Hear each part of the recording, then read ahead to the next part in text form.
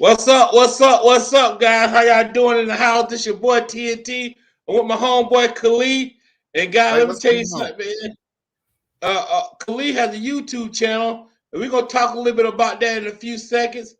But his YouTube channel is called Barbecue, Mm-hmm. Bourbon and Blues. Yep, that's it. Barbecue, Bourbon and Blues, right there, guys. Here it is, right there, guys. That is his YouTube channel, guys, man. Let me tell you something, man. I've been talking with him for the last couple of days.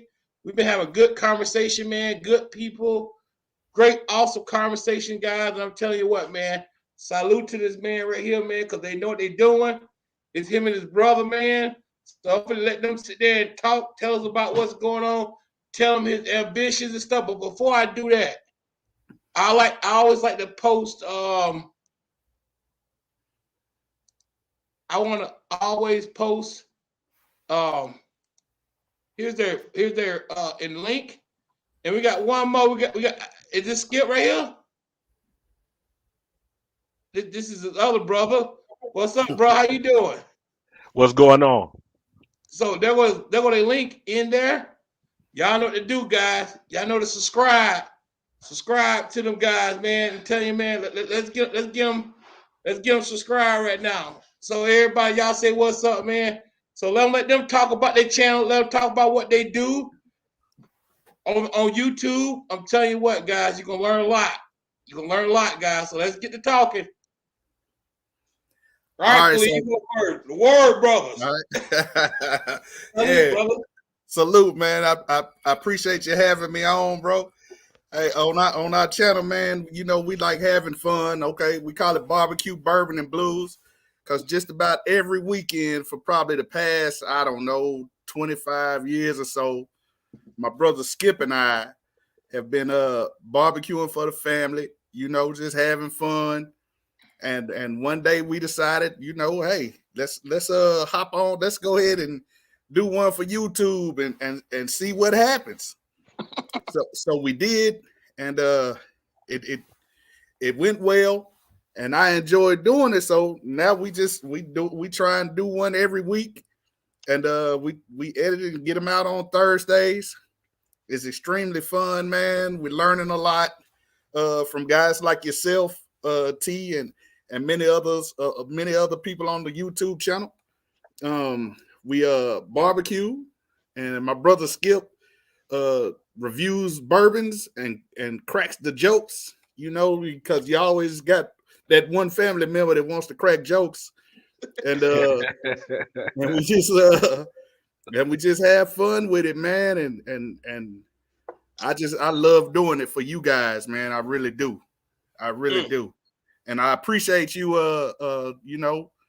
reaching out to me when I hit you up and asked you a question, and you were right back to me, man, like pretty much instantly. So I really appreciate that, T.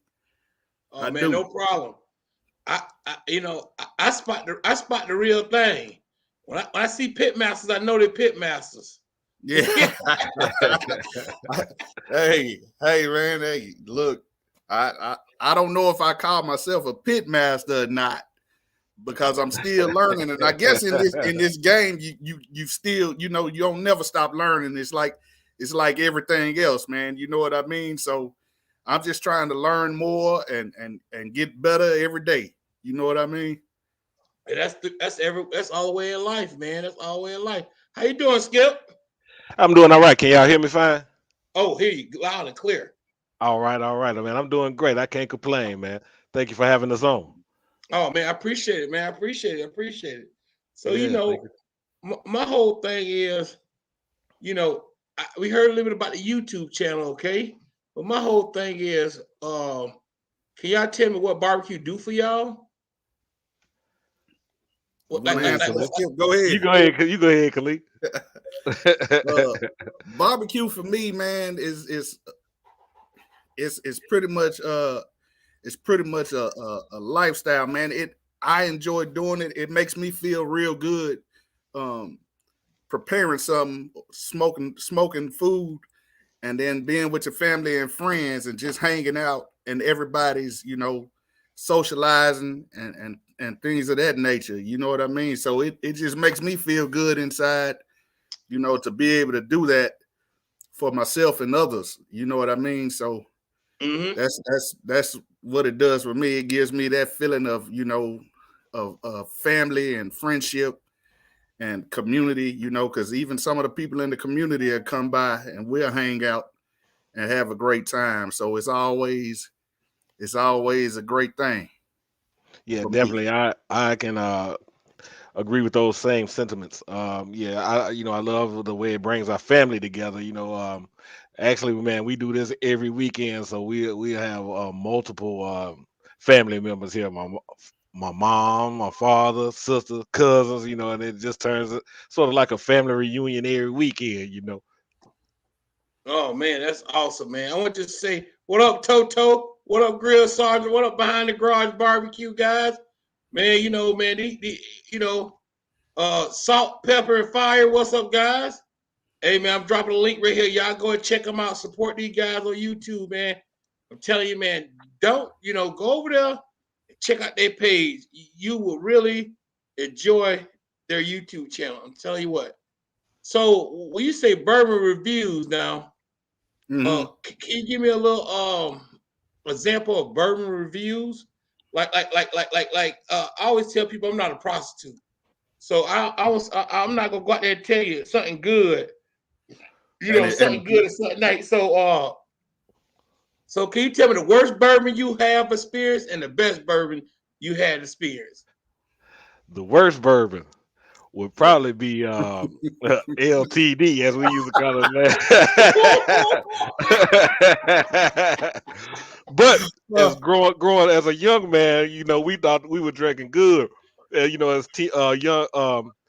young men in our early college days, it was affordable and it was easy to grab. So we were like, oh man, this is it. But as we got older and taste buds changed, things changed and got a little start making a little bit more money, we were able to Mm-hmm. elevate a little bit. So the best that I probably had was Blanton single barrel. That's one of my favorites. Okay. all right, now Okay. the worst bourbon that I had is probably even cheaper than LTD. What? And I think my brother was with me one night, and like he said, we were in college, and we went to the store. So we asked the guy at the store, he was like, "Hey man, what can we get the most bang for our buck? What can we get?" And he said, "You could get this American bourbon." I think that's what he called it. Yeah, that was Ooh. it. That was It oh was in a man, it plastic was bottle. rough. And he said, Ooh. he said, "You sip it, don't disrespect it." And of course, us being young, we disrespected it, and I paid for it the next day. You know what I'm Oh saying? man, Oh, I knew it was bad when we went to we was at the liquor store and we reached down to the bottom shelf. It had dust on it. Like yeah. it Buy had one, dust on steal it. one, get one free. Yeah. Man, we probably had about $20. Like, we Yeah. said, what can we get for about $20? Let's go. Yeah. Yeah. And the Yeah, best Ooh. bourbon I had, like he said, is this Blandness right here. I don't know if Ooh. y'all can see that. This blend, hold on. Oh The blend yes. is the single barrel. It's in a nice Yes. little bottle. It's hard to come by, but if Okay. you can come by it, definitely grab it. And if you can All come right. by it, call me, and I'll cash app you some money so you can grab 2 bottles. Yeah, that's because the same with as you can see, same with they got our Weller's name. Yeah, the same yep. with Okay. Weller's bourbon. Wellers. Uh, Yep.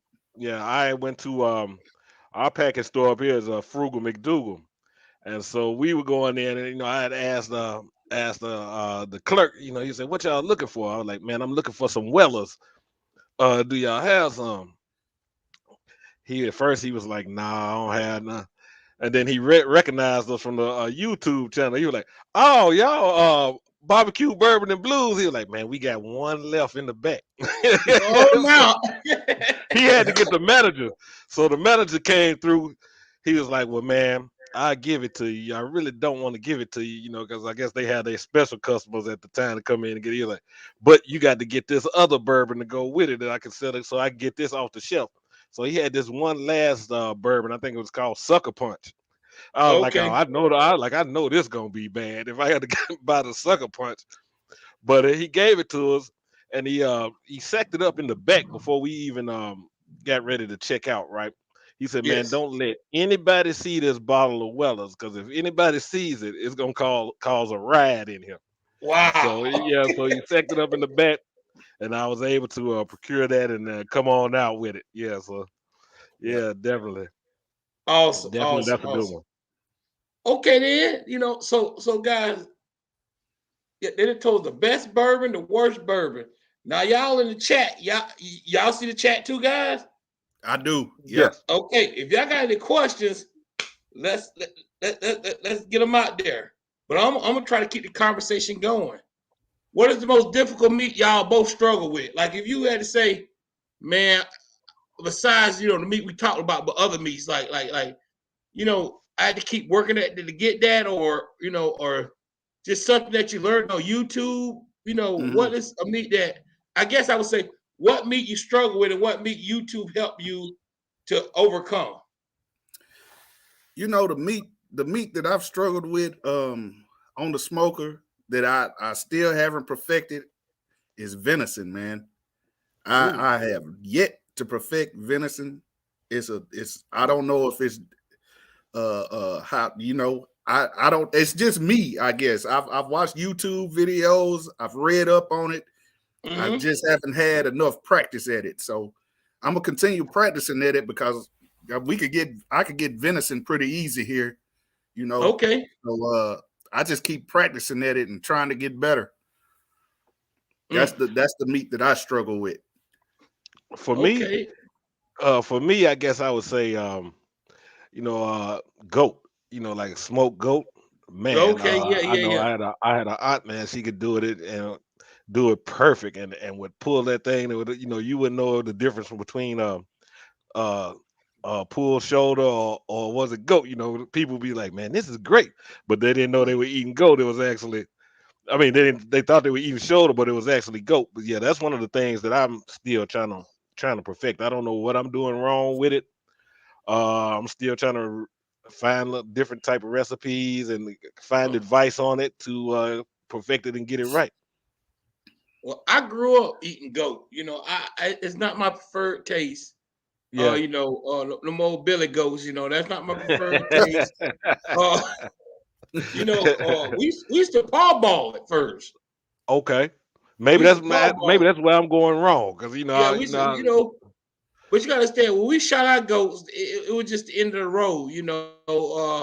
We never got them young. We always used to get the old Billy goats, the old strong ones that smell like, smell super gamey, super yeah. strong. But raised down there in Florida. But yeah, goats are very interesting meat. But I know you need a lot of strong spices to tame Right. that goat. Yeah. That's why I learned so well to jerk and Moroccan cooking and that kind of stuff, because you need a lot of strong flavors to mask that. To me, some people Hmm. like the gamey flavor. Uh-huh. I just don't. Hmm. Yeah, I'm not a big fan of the gamey flavor either. I try and figure out how to make it taste like, the way Beef, that like beef or pork. pork. You know what I mean? And I'm struggling with that. I haven't figured it out yet, but I got some buddies that can Uh-huh. do it. That can do it, and they make you would taste it, and if you didn't know what it was, you'd just be like, oh man, this is pulled pork. Wow. So yeah, it's crazy how that stuff goes, man. Mm-hmm. Yep. Okay. They talk roasting a bunch of onions and barbecue sauce, wrapping it in foil. Okay. Put it on Okay. the Okay. I'm grill. gonna have to try that. Put it on the grill. Yes, All right. yes. All right. I think using that Texas crunch that'll be probably good for that. Letting it braise Mm, down. Letting it cook down real good and all that good stuff. yeah. So I see y'all got Arsenal grills. I see y'all there with the that dog on Masterville 1050 Yep. 1050 1080. Yeah, it's the Masterbuilt Gravity 1050. Yes, I Yeah. see it. And then you got the a drum smoker, Yep, we Oklahoma got Joe. Yep, Bronco. Yep. A Bronco. Yep. Okay. And guys, you got to check that real video out, guys. You got to check the real video out. So, all right, so with the ribs and all that kind of stuff, are you one of those guys that, like me, when I get a new smoker, that's my favorite. I ain't loyal to no brand, I ain't loyal to no smoker. I love them all. Are these the kind of guys y'all are, Ward Brothers? Yeah, Yes, pretty much. Yeah. Yes, sir. Yes, sir. We ain't loyal, is we? At all. No. Hey, man, we got them all. I think, like you said, we got the Masterbuilt. We got an Oklahoma Joe drum. We got a Traeger. Yeah. Okay. And then we got what we call it an old smoky. I think it's Old a Smoky. char It's a grill. char griller offset. Yeah. Oh, yes. Yeah, so we got a whole bunch of different smokers and things like that, and fryers. Oh man. So we got a couple of deep fryers as well. So I can't what's the name of that deep fryer that we have? That thing I is think awesome. it's a Cajun. I think it's called Cajun something. I can't remember the actual name, but I know it's Cajun something fryer. So we got that prior to us actually getting into enjoying barbecuing. We had a youth football organization. So we had got that Cajun fryer. We were ran the concession stand. Ran the concession stand with it. We were dropping fish. Whiting. We're doing whiting sandwiches. That was one of our big hitters as doing youth football. That was what we were known for. Repeat the sandwich. What is it called? It was a whiting fish sandwich. Yeah, it's a white fish. Before. Yeah, hey man, it's good. Hey, when you come down or we come up, I'm gonna make sure we got it. You know, we'll brag we'll do that. We're gonna make sure we do that. Seriously. Yeah. Okay, that's what I'm talking about. I heard somebody say, hey, Charles said, he said buttermilk. He said buttermilk will take away the game is out of it. Okay. Buttermilk. How long do you have to soak it in the buttermilk? Charles, yeah, that's a good question. Mind, can you put that? Hey, Sleeper Barbecue. Hold on. I'm sorry, T. I'm sorry. Sleeper Barbecue. Yeah, go ahead and get you one of them Broncos, man. I think you'll love that. You'll love it. A Bronco, huh? Yeah, get you an Oklahoma Joe Bronco. Okay. So my question is, what's your favorite? Oh man, why you got to do that to me, man? Hey. I'm trying to find out. if you had to throw them all in the garbage, you only can have one. For me, it would probably be that Masterbuilt 1050. Yeah, I'm gonna have to go. Yeah, I'm gonna have to go with the 1050, bro. Ooh, that 1050 must be a bad man. Hey, it could do so much, man. I mean, you could go from low and slow up to 700 degrees in in minutes, in let's say 10 minutes. That's so what's up. I got my boy Terry in the house. So, man, Wood Terry, he from Iowa. What's up, Terry? What's going on, Terry? Okay, so you said 1050. Now, tell us about the 1050. Y'all did some aftermarket stuff to that 1050, right? Because I don't know if y'all noticed, but it's a guy named Tommy, and it's Gallery Barbecue. I think it's Gallery Barbecue. Tommy. He had a video where it caught fire. So could you tell us, do you have problems with that? And if you do, if you don't, tell me why. I haven't had problems with that, man. It's all kind of mods out there that you could get. And we have a few, but I've never had problems with it catching on fire. I think it flared up on me one time, the very first time I got it. And that's because we were cooking. I can't even remember what the cook was, but we didn't film it, so I can't remember what it was. I don't think it was ribs, but whatever it was extremely greasy, and we had it close to the firebox. Yeah. And we had like a little bitty small fire. And I knew then, I said, well, if you're cooking something where it's going to be some grease dripping, you're going to need a drip pan or you're going to need something. So they have a mod that you could go get. That's I think it costs about $40 to $80 depending on how you want to, how many you want to get. It's some drip pans and it's like some brackets that go up under your grates that'll catch the grease. You put the pans under there and it catches the grease. I think we were doing a duck that duck that I had, because that was extremely greasy. Yeah, we were just playing around with it. Yeah. Mm-hmm. Hey, we got my boy Joe in here. Me and you were just talking about Joe Khalid, right? Smoking Joe Pitts. Yeah, Smoking Joe, man. I learned a lot from him, man. Watching his shows. How you doing, Joe? Yes. Yeah. I learned so much from Joe, man. So if y'all out there, you haven't checked out Joe, y'all need to go check out Joe too. I'm telling you. Yes. And then they got my boy Uncle Steve Shake right here in the house. Uncle Steve Shake right there. So speaking of Uncle Steve Shake, we be knocking bites for Uncle Steve Shake. I thought I had a bunch of it sitting out here. I don't see it. I must have put it up by accident. But yeah, we got some of that competition cow powder. We're gonna be I just had it over here. I don't know what I did with it. Lord help me. Well, it sucks to get old. Well, I tell you what, Uncle Steve, you could be looking for an order from me, man. I'm gonna get that the package with the three competition rubs in it. Oh yes. I'm telling you what, man, you can't go wrong. But that it's called Lucky Shake, and then the competition cow powder. Yep. Both of them are outstanding. I'm telling you, man. And then he got one that's called I think it's Sweeter Hotter. It's like it's like a sweet heat rub kind of, guys.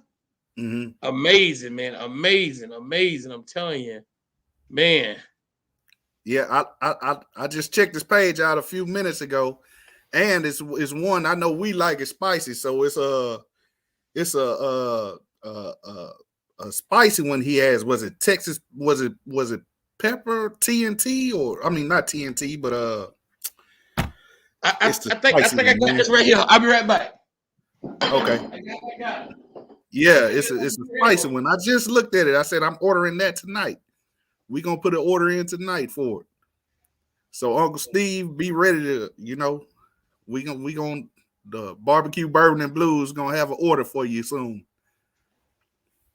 Definitely. Yes, sir. What's up, Damon Harlan? How you doing, brother? Yeah, we in that Nashville. How you doing, man? Thanks for tuning in. So he got this right here now. Yeah. Yep. Texas Red, is that it? Yes, that's it right there. Mm-hmm. Whoop, there it is. Yeah, we definitely got to get that. Whoop, there it is. Yeah. Gotta have. I'm telling you. Oh, y'all like a little heat, huh? Yeah. Of course. What is it, Nashville, the home or the hot chicken, the originator of the hot chicken. Don't go get that KFC stuff and think that's real Nashville hot chicken either. That's ain't not real Nashville hot chicken. No, man. No. So can we get a Nashville hot chicken? Can we get a Nashville hot chicken video? Absolutely. Yeah, we can do that. Yeah, we can do that. I'll tell you what, we'll start working on that. I know y'all getting snow right now. We're expecting about 8 inches, I think, this weekend. They saying somewhere between 5 and 8 inches. But as soon as we get together, though, we'll get you a Nashville hot chicken video. Okay, definitely do that. Tell me now, for Nashville hot chicken, does it ruin the crunch? We cook. Only thing I had to compare it to is imitators. I want to know, like the real Nashville hot chicken, is it got the crunch to it, or is it real greasy? Tell me, walk me through it. Just tell me a little bit. Don't tell me all of it. Just tell me a little bit. Go ahead, give it to him, Skip. Well, far as it being fried, man, it's gonna be, you're gonna get that crunch. And there's gonna be a little greasy. There's gonna turn, but we like it like that, man. You wanted to see, you want to see your bread, that bread down there with that red on it, that red grit. That's the best part. That's the best part of it. That greasy, spicy, soaked, greasy piece of bread to go along with that crunch of the chicken, man. It's real nice, man. One of the originators of it, one of our favorite is called Prince's Hot Chicken. Now that's the originators of it, and man, yeah, that hot, you probably ain't gonna be able to deal with the hot or the extra hot. You got to be a special kind of man to deal with it. Because even I go medium. That's about as high as I want to go. But yeah, it gets really spicy. Yeah, in my old age, it's just not spicy. It's packed with flavor, though. So a lot of people just think, oh, if I get it hot, it's got to be flavorful too. You know what sounds good, man? If y'all smoke some ribs and fry them, and then some Nashville hot ribs. You might be on to something. You might be on. Hey, man. I'm just saying. You might be on to something. You know, so Nashville, okay? What type of barbecue is Tennessee barbecue? I know you got Memphis, but is it the same thing in Nashville? Or Nashville got their own swagger when it comes to that barbecue game? Well, to me, I think Nashville has its own swagger when it comes to barbecue game. I mean, you got Memphis with the dry rub, and then you got our brothers Kentucky up top. So it's Nashville is like a big melting pot. So you get like a mix. Yeah, so it's a mix. Depending on where you are and who you with, you could be, especially now, man. It is so, Nashville's market is booming. So you might go to one barbecue and have like a Memphis vibe to it. Yeah. And then you might go down the street to the next barbecue on a holiday and it'd be like a North Carolina vibe to it. And then you might have come to our house on to a barbecue, and then we got our own. You know what I mean? I feel you. Do our own thing, and we do, like I say, what tastes good to us, and we'll ask you to try it, and if you like it, good, and if you don't, we just ask you, hey, how can we make it better? You know what I mean? Hey, I feel you. That's how I be too. Yeah. And barbecue could be so objective, so opinionated, you know what I'm saying? Mm-hmm. But I got to say, as long as it's not dry, and it's moist, and see, I think of barbecue as harmony, everything working together. Mm-hmm. That's just me. I think everything should work together. Smoke shouldn't be the leader, salt shouldn't be the leader, pepper shouldn't be the leader. Everything has to work together, and and that's something I had to learn because I always tell people I'm like the prodigal son of barbecue. I had to go back home because I was out there doing all the trick. I was like the tricking. I was like the every different method I tried. I was like the prodigal son. When I left Florida, we used to live in a place called the Gator Hole. When I left the Gator Hole down there in Florida, I tried everything to do with barbecue. Everything. I'm talking like every new method that came out, I was trying. And I had to go back to what's original. I had to go back to the original Dun Dilla. That's how I got with that mop sauce and things of that nature. Right. You know what I'm saying? It's definitely you gotta have the whole the total package with it. So you should be able to taste the meat for what it is and have your flavors popping. That's the way it should be. Okay, I seen y'all had that Carolina Gold now. Oh yeah, barbecue sauce. Okay. Yep. I've been watching you. So tell me about them different barbecue sauces now, because the Carolina people they get excuse my expression. I love my Carolina people. They get stuck on stupid when you assault the different regions of barbecue. You know what I'm saying? Like you got the Western Carolina sauce. You know, one is a vinegar base, one of them is a ketchup base, one of them is a mustard base. Yep. And, you know, I call myself doing the Carolina sauce, and I put some Texas Pete in it for hot sauce because my boy Rick, that's the hot sauce he told me to put in there. He said, well, you gotta get some Texas Pete. I said, what? Rick said some Texas Pete. So I got Texas Pete. It's one of my biggest videos. But a lot of people say, you did everything right, but that Texas Pete, you should have put this in it. You should have put that in it. But, you know, that's why I think about barbecue sauces and things of that nature. They're so, so are y'all a recipe person, Skip? Or do y'all get it and put your own little foot in it? Or do y'all just stick with the plain recipe? Sometimes we go with a recipe. You know, we might not follow it exactly. You know, we're gonna look at it as a base, but you know, we're gonna put our own spin on it. Like, you know, they may say just add it, like, oh, we're gonna throw this in here too. And you know, and then sometimes we'll just concoct something up ourselves on the spot. You're like, oh man, let's try this. This might be good. That's the way to do it. That's how you get some of the best barbecue. Yeah, but most of the times we're gonna try to find a recipe and look at it, and you know, we would add our own touch to it. Amen. Thank you, brother. I appreciate it, Green. I appreciate it, Rufus Green. I appreciate it. Yeah, I appreciate it, Mr. Turner. Appreciate it. So now let's talk about this now. Hey guys, if y'all don't know who we got on that channel, guys, man, we got barbecue and bourbon and blues. Man, I got my boy Khalid, and I got his brother right beside the Word Brothers, okay? Khalid and Skip, guys. Skip and Khalid. They're right here, guys. I'm finna put their YouTube channel right in the link, guys. Go over there and subscribe to their channel. Please go over there and subscribe to their channel, guys. So we're going to just sit here and talk about some more barbecue. Okay, so what are your favorite things to cook? All right, Skip, hit it to me. What's your favorite thing to cook, Skip? My favorite thing to cook would probably be chicken. You know, I want to do something really quick. You know, my brother is the long cook guy. Me, I was like, man, let me get this bird on here and get it off. Yeah, he want that yard pimp. It don't matter what it is.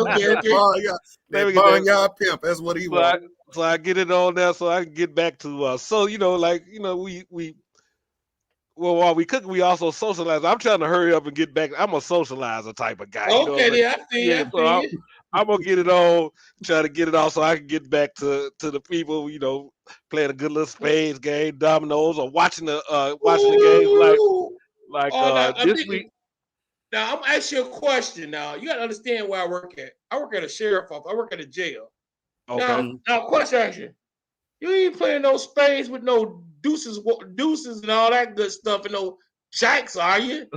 No, man. You playing the amateur spades, are you? Are you playing not at all. Spades with ace high? No. Well, we might do ace high. Yeah, we don't even use the jokers. That's what I play.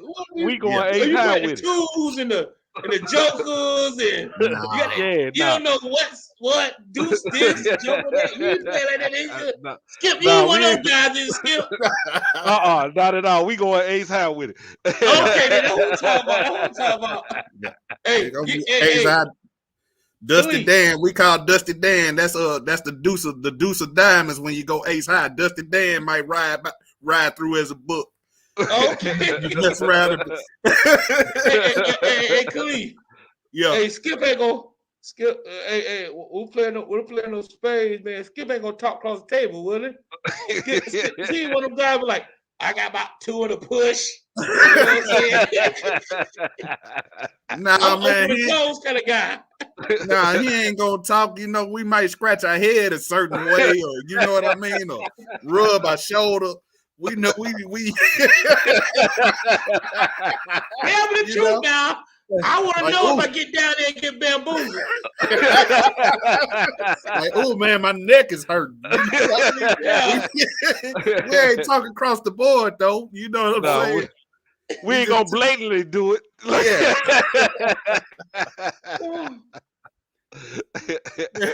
Okay then. So that Yeah. yard bird, you more looking more for just, you know what I'm saying? Like I want to get that yard bird on there. So now, okay, you saying yard bird. Is that skin crispy? Sometimes it is. You know, it just depends on how how they like it. You know, sometimes we like it crispy. Sometimes we don't want it as too crispy. You know what? Yeah. Just a nice Just nice nice bite bite through. Yeah. Okay. Now you got that dog on Oklahoma or Bronco. You will get some crispy skin on that thing.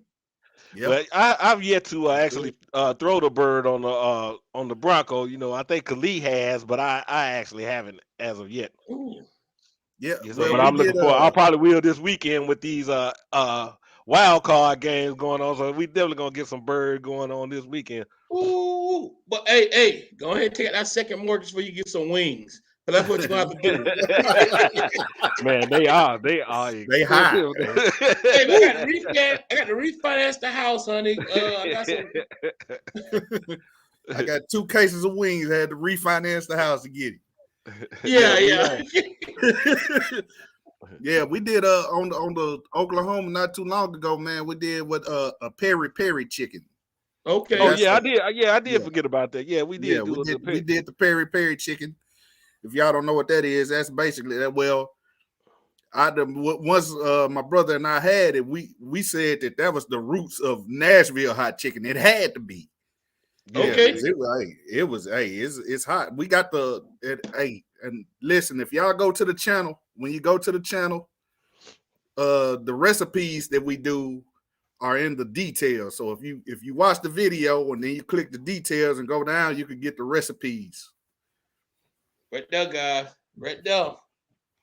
Go and click on them, guys. You know what I'm saying? The peri chicken, it had a nice little crisp to it, and it was hot. Yeah, man. It was spicy. It was spicy. Yeah. Hey, it's spicy, man. They got a kick to it now, but it's good though. Yeah, that's all that matters then. Yeah, I can take some heat as long as it's good. Yeah, make you some of that. Make you some of that tea and tell me what you think. We got some of that Mama and Papa Joe in the house. Hey, what's going on, Mama and Papa Joe? That's CJ. I learned a lot from that guy, man. Well, I tell you what, boy, he cooked the hell out of that brisket. Did you see that brisket video? The little short I did. Man, I was like, man, I need to, man, look, man. Man, he did it, man. God dang, that brisket looked amazing, bro. I'll talk. Yeah, it did. Bro, man, look, man, his trim game is immaculate. He trimming briskets up like, man. Yeah. Yeah, he is. Hey man, it looks wonderful, man. It looked wonderful. I wanted to jump through the screen and get some of it. Yes, him. Let me tell you the brisket game off the hook. CJ, James from Aiming and Claiming, and Joe. Yep. Those are heavy hitters when they come to the briskets now. Yeah, you know, and one thing I learned about brisket, the more you cook it, the better you get. The more you cook it, the better you get. But think about it, though, I was cooking it when it was $2.29. Now it's $5. You got to think twice about cooking a brisket now. you got to sit there and just like, that's $100 bill right there. Do I want to put that on the grill for these kids to mess over? Yes, indeed. Right. Yes, indeed. Yeah, but hey, man, I'm watching them so I can learn more and more about brisket. You and the guys you just named, so I can learn more about brisket. All right, most definitely. All right, so Cleve, what is your favorite thing to cook? Your brother said a yard bird, a yard pimp. Yeah, you know he like the yard pimp. Oh, ribs is what I like to cook, man. I love cooking ribs, man. Or a good pork butt. You said like ribs. You can't just leave us with ribs because you know so many ribs: beef ribs, baby back spares, St. Louis. I get the whole spare, and we break it down into St. Louis, and then we take that extra and make rib tips out of it. That's what I do. Ooh, rib tips. Yes, sir. Ooh. Yeah, buddy. That's hey man, that's what I really enjoy cooking. Yes. So when you cooking your ribs, okay? Mm-hmm. Are you like me, Khalil, a little bit? Sometimes I gotta try everything to find out what I like. Cause I remember for a whole 7 years, 10 years probably. Every Mm-hmm. time I cook ribs, except like when I was catering and things of that nature, but just for myself, I always had to try a different method. The reason Mm-hmm. being is because before you give them to somebody, you want to make sure they hitting. You know what I'm saying? Absolutely. So with different methods you try and stuff, what are some ribs you say, you know what, man, I these ribs I can live without, but these ribs right here, are it. These are the ribs right here. If I was gonna bring these ribs and say, somebody come to my house, I wanna show my butt a little bit when it comes to my barbecue and show my skills. You got CJ coming over, you got Joe coming over, you got James coming over, RT coming over, we coming over riding in the truck. Hey, you know what I'm saying? What up, Word Brothers? We come through, we finna eat some barbecue. We out here in Tennessee. What you cooking? What you cooking? I'm not Man, ribs now. How you cooking them? I'm cooking. I'm gonna do you some of them pineapple habanero ribs if you like a little spice to it, it's a little sweet heat. That's what I do for you. Yeah, I do you some pineapple habanero and some regular some dry rub ribs and well, I would make them several different kind of ways for you guys to, like you say, to try out. Okay. Now, how do you like your ribs, guys? Do y'all like the ribs falling off the bone where you can, or you like the ribs with a little tug, or you like, how do y'all like y'all ribs? I like mine with a little tug. I don't want them falling off the bone, man. I want to be able to pick it up, give me a clean little bite through with a little tug on it, man. And yeah, I don't want it falling off the bone. But I Yeah. know, like down here, sometimes you get a lot of guys at barbecue, and that's they staple. Oh, it's falling off the bone. I was like, man, I don't want that. Yeah, I'm with him. I like the the nice little clean bite to it. But falling off the bone, that's good too. I can't trip if you watch one of our videos, I say that too. It just depends on the day. If you want them falling off the bone, I can do that. But I get you what you're saying. I get what you're saying. Only thing about me personally, I like that good texture. I like a little texture with my ribs. You know what I'm saying? Yeah. If I was to say, I'd rather have my ribs a little tight. Yeah. A little tight than overcooked. I don't want to wait, where you ever been to somebody's house and they cook the dog ribs, you got to have 2 figure doing all that. Yeah. Way doing that, and Gotta going keep up, up. man, you know what I'm saying? Line the people. Man, how was the food, man? You sitting there like,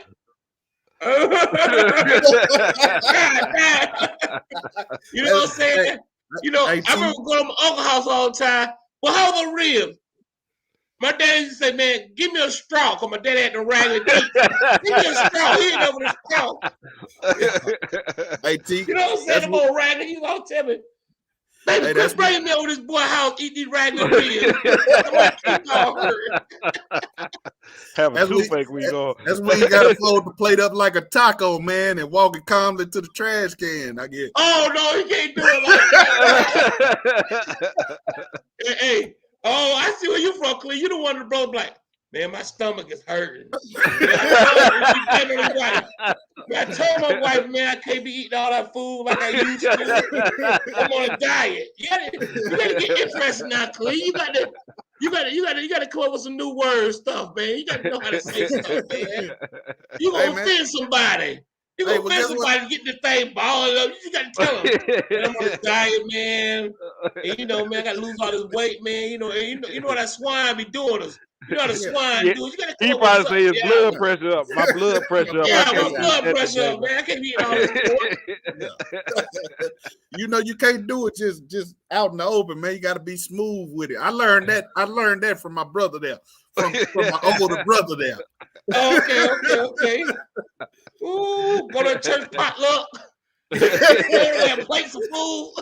Yeah. You know how you go, how your whole plate, you walk it over to the trash can and kind of, you turn the whole plate over like and so they don't see the food on top of the you put the, you had to And then they got nothing to serve. Say, man, yeah. it's people out there starving. I'm starving now. Okay, so we know Khalid ain't gonna eat it. You know, Khalid, you know what I'm saying? Still, I'm the same way. I ain't finna mess my stomach up trying to please people. You know what I'm saying? I'm not disrespectful. I wouldn't be disrespectful with it. You know what I'm saying? I'm not gonna be blatantly disrespectful, but I It's eat not it disrespect, and be but you nice. got no. Listen though. I ain't gonna lie to you, man. And people that really know me, they know I can get a little goofy when it comes to a bad barbecue because it costs so much. Okay, Right, Yep. right. I'm at a competition one day. Okay, I ain't gonna call it competition because there may be people that know what I'm talking about. And this guy comes to me, you know, we done got the competition, you know, we out there talking. You know how it is at the end of the day. Everybody bring their samples over to you, and you bring your samples over there. And I'm sitting there talking, man. And this is before COVID, okay? And this is the God have a truth guy. Please don't tell me how this happened. I mean, please don't laugh at me how this happened. But I'm still chilling. And this big dude, I mean, he like 6'7". He walks over to me, man. Hey, T. I'm like, what's up, bro? And he put the meat on my mouth like, taste it. Bro, it's no line on flying. Taste Hey it. man.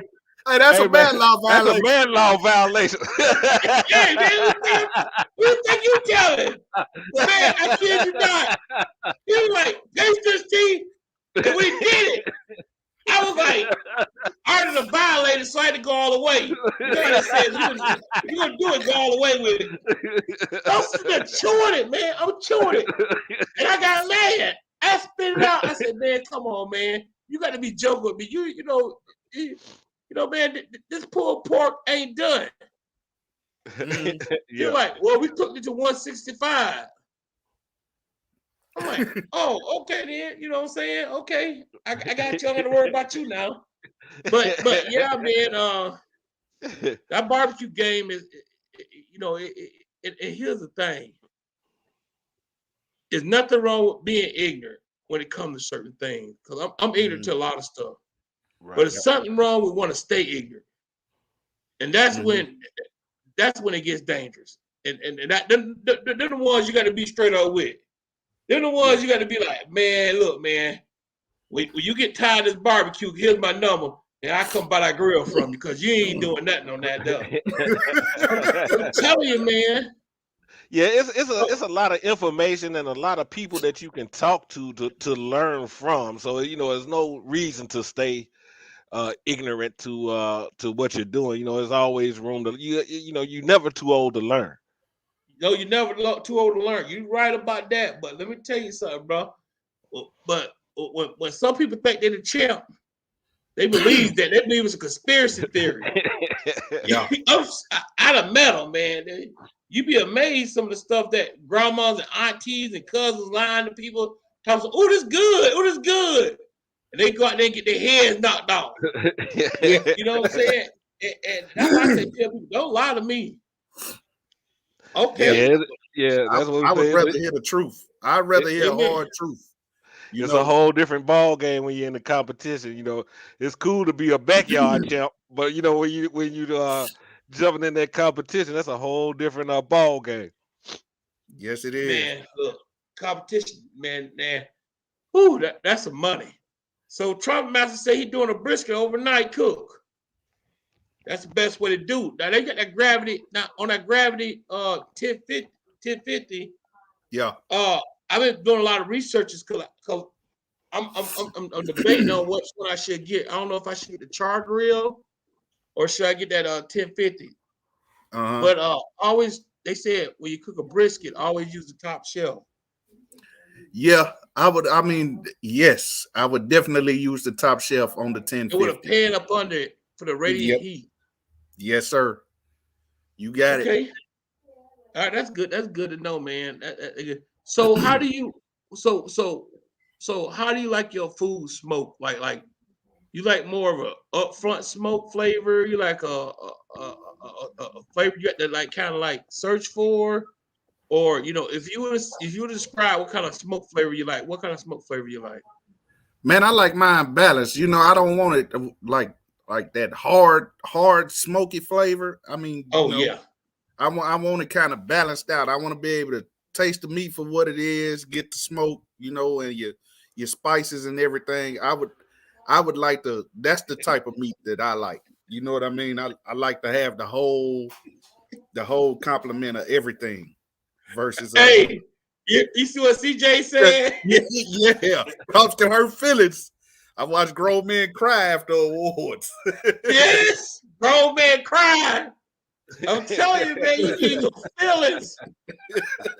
Man, you spend all that money, man. You spend $500, man, and don't walk, don't get a call. Man, you be in your feelings, man. And CJ, I'm gonna tell you a story, Rick. Like, I was at the state fair, man, okay? And I won Best of Show 2 years in a row. Which is like a county, like every county in Iowa send people to this fair, okay? And then you have probably about 3 or 4 people per county because it's like 12 events you could be in. So you go against that whole people. So you probably have 180, 190 cookers out there, okay? And you get to compete in this Best in Show, the showmanship contest. So I won it 2 years in a row, okay? But one thing that hurt my feelings, man, is I did a pork loin. And, I'm going against different things, but I did a pork loin that year. And one judge gave me a perfect score. It was, they scored it by tens. And I had 100 points. No, I had 30 points, excuse me. Taste, tenderness, and appearance. It was 10 points. It was 30 points would be a perfect score. I had 30 points. And the other judge gave me a 20. And she gave me a 20 out of ignorance. Because I cooked my pork loin to an internal temperature of 145. She said that the pork loin was cooked at the wrong temperature. It should have been 165. Now, this is a judge now. This is what she wrote on her scorecards. She wrote unsafe pork. Pork cooked at 165, not 145. A judge actually put that on a scorecard.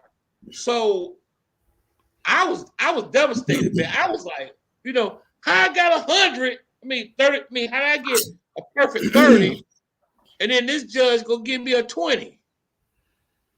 Man, so sometimes, but he right though. It'll break you down, man, especially when you got that money involved. You know what I'm saying? But you got to go in that thing. You got to have confidence, but you got to understand too that, I'm getting my feet wet too. It's kind of like that when it comes to competition, in my opinion. Now I ain't nowhere like Mom and Papa Joe. They grown men in that competition world. Him and James, they in that competition world, grown men and women doing what they do, showing their tails. I ain't, you know what I'm saying. I'm about this catering life now, but they the man out there in that competition world. But you say I saw the grown man cry. That's crazy. Well, I'm gonna have to talk to CJ because I'm hopping in competitions this year, and I'm talking to you and you like I said, watching and talking and learning a lot. So man, this is awesome, man. Yeah, yes, most definitely. I really appreciate it. Hey man, hey, hold on, T. Somebody in the comments said I look like Day Day, man. Off of Day. Yeah, somebody on Friday. Yeah, man, it flashed across a few minutes ago. Oh man, and I said, man, whoever said that, man, hey, listen, this is what we do when we barbecuing at the house, man. The jokes are gonna be flowing, man. Hey, man, what's it like, Day? Oh my goodness, Day. Trumpet Master. It was Trumpet Master. That's who. Hey, boy, say they tens, but I keep them clean though. I keep them clean. Keep them clean. I keep them clean though. I keep them clean. Yeah, man. anytime we cook, man, we full of jokes, man. So if you wear your feelings on your sleeves, you might not want to be around us. Cause we Oh, lighthearted. We gonna joke and ain't nothing wrong with cut up that. on each other all day long. Ain't nothing wrong with that. I tell you what, ain't nothing wrong with that. That's just making a good time. That's all it is, a good time. Yes, So sir. we talked about ribs. We talked about all that. Okay, we talked about y'all YouTube channel. Now here's the situation now. So y'all getting into a competition now. Okay, well y'all got that doing that. Well, y'all got that doing that competition and things of that nature, man. I'm telling you, that KCBS competition, ooh, it gonna bite you. It gonna bite you. Now I ain't gonna see. Pretty soon I'm gonna see Khalid, and I'm gonna see y'all guys pulling behind one of them doggone stump smokers or get one of those old lanes. So what's your dream smoker, guys? Man, What's you know up, what? Rick? I have never even thought about a dream smoker, man. Honestly, I haven't. But it's so many running through my mind right now that it's hard to pick one. But I tell you what, this question I will answer on our next video, and I'm gonna make sure I tell you, T-Day. I'm gonna go do my research and be like, my dream smoker, this is it. But Ooh, those yeah. stump smokers look good now. They do, but looking good and cooking good are two different It's things. two different things. That's why I said I got to do my research now. Yeah. I gotta do my research on it. I can't just throw one out there. And I'm like you. I like doing my research first before I just I feel you. Yeah. What about you, Skip? You got a dream smoker? No, well, Khalid, you the smokester. They normally catch me. I'm just the bourbon guy. Bourbon guy.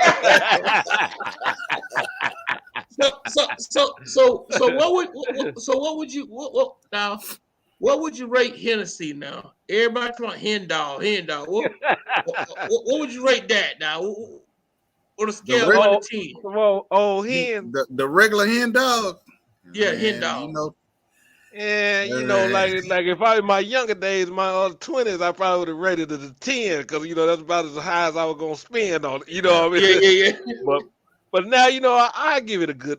I give it just the basic hen. I give it about a 4. It's still gonna be a cookout favorite. It's still gonna be a cookout favorite amongst your amongst most of my peers. Yeah. Yes, because I can sit out. We can sit out Blanton's and sit out Hennessy and sit out Crown.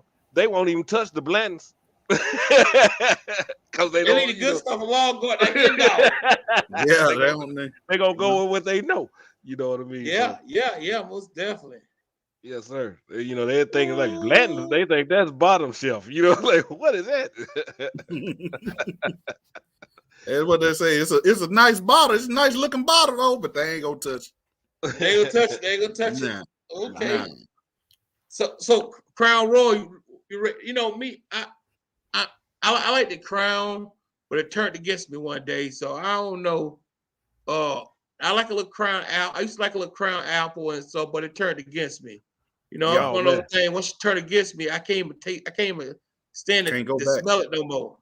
Yeah. Man, you got to get that Crown apple and some of that Crown salt caramel and mix them What? together.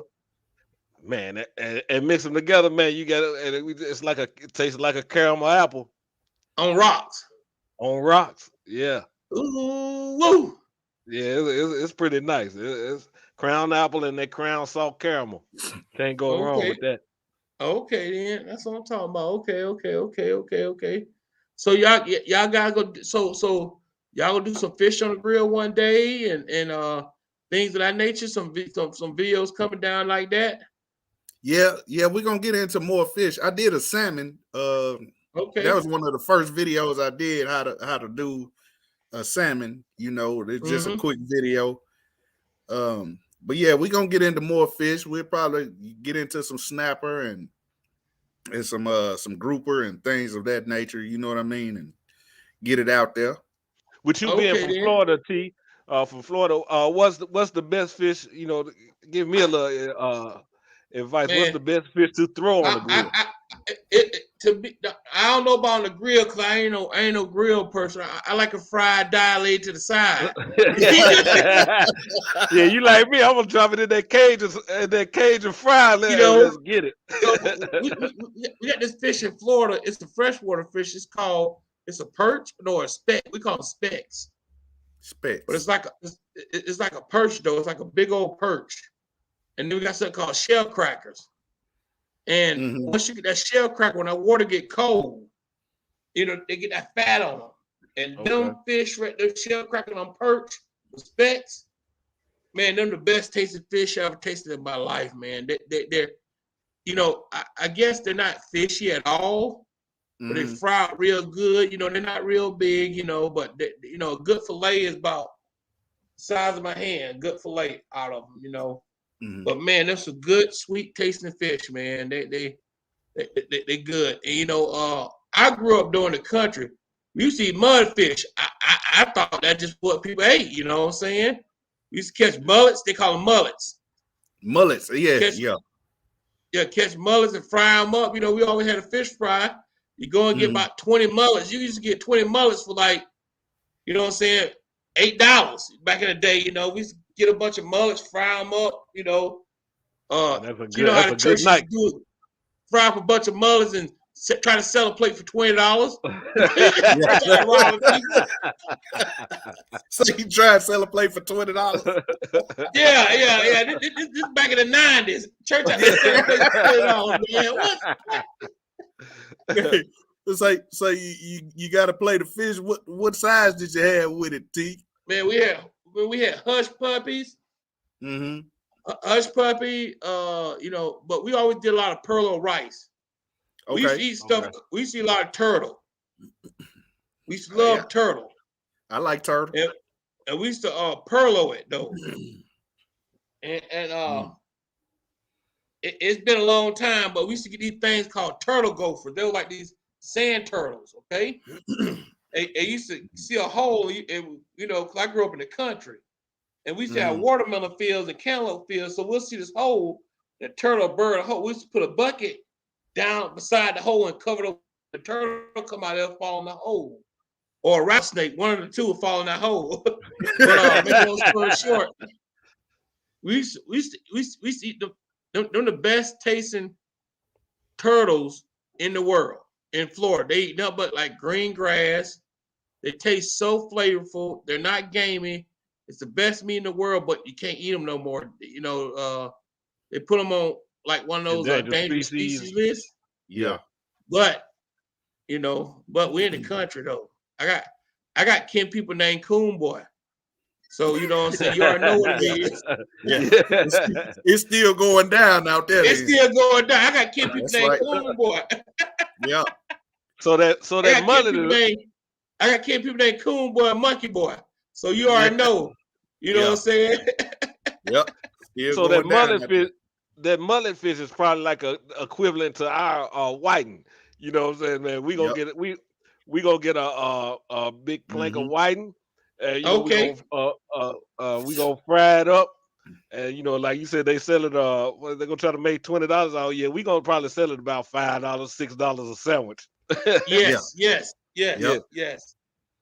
Yeah, and down here, you know, you said you guys eat what do you say, like some of that rice and things and hush puppy.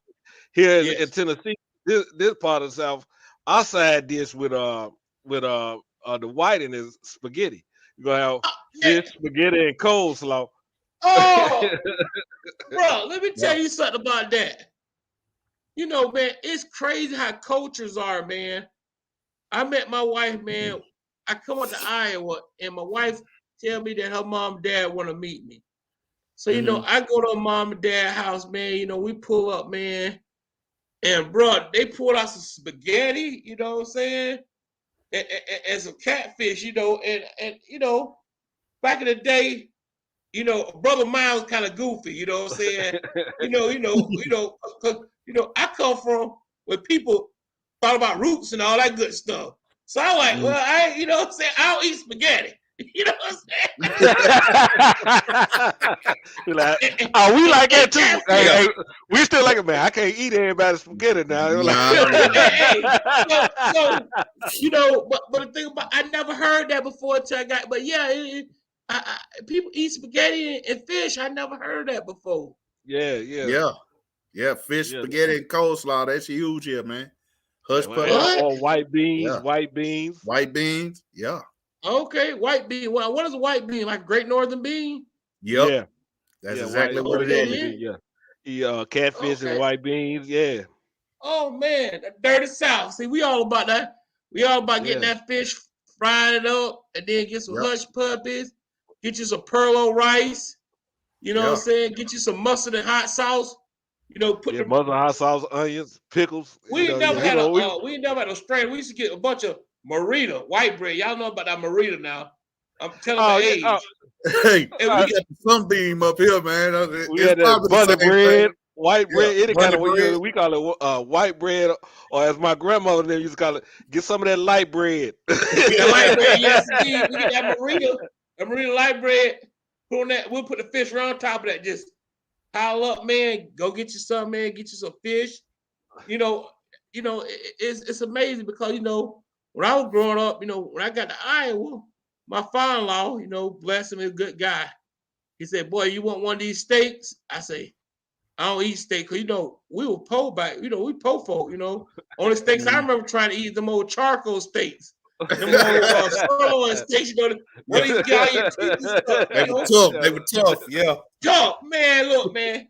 He cooked me a ribeye. My father cooked me a ribeye, man, and I kid you not, boy, I fell in love, man. It was like giving me it was a drug. I wish he would have gave me that steak, man.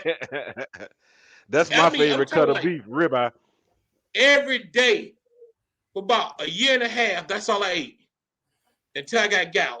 I was in good shape playing football, college football, and got gout for eating too much steak. Cause I never knew what I was missing. I said, man, cake. Man, that's ribeye, like my brother said, ribeye is a great cut. That's a great cut. I like it. Hey, man, so go ahead, T. Oh, fish and grits. We got. They said, what about the Alabama white sauce? Yeah, so Alabama. My wife is from Alabama. Okay. So Alabama white sauce is a mayo-based sauce, and it's delicious. If you go to our channel, Barbecue Bourbon and Blues, we have a Alabama white sauce video that you can check out. All right, and try it out. Like I said, the ingredients, the recipe will be in the details. Check that thing out, man. You can put that on chicken, and it's delicious. You put it on that yard pimp, as my brother called it, that barnyard pimp, and hey, man, it's right. Yes, sir. Now, me personally, I'm more of a. I ain't gonna lie. When it comes to chicken, if I ain't riding with the wings, I ain't riding with the. I eat a leg quarter every now and then, but I'm all about them chicken wings, bro. I'm the leg quarter king. I like a leg quarter. If you cook a leg quarter, I want it at 185, 190. Yeah. I'm a texture brother. I cannot eat nothing that's slimy. I got to have that. I gotta have it. Yeah, it's got to be nice. Yeah.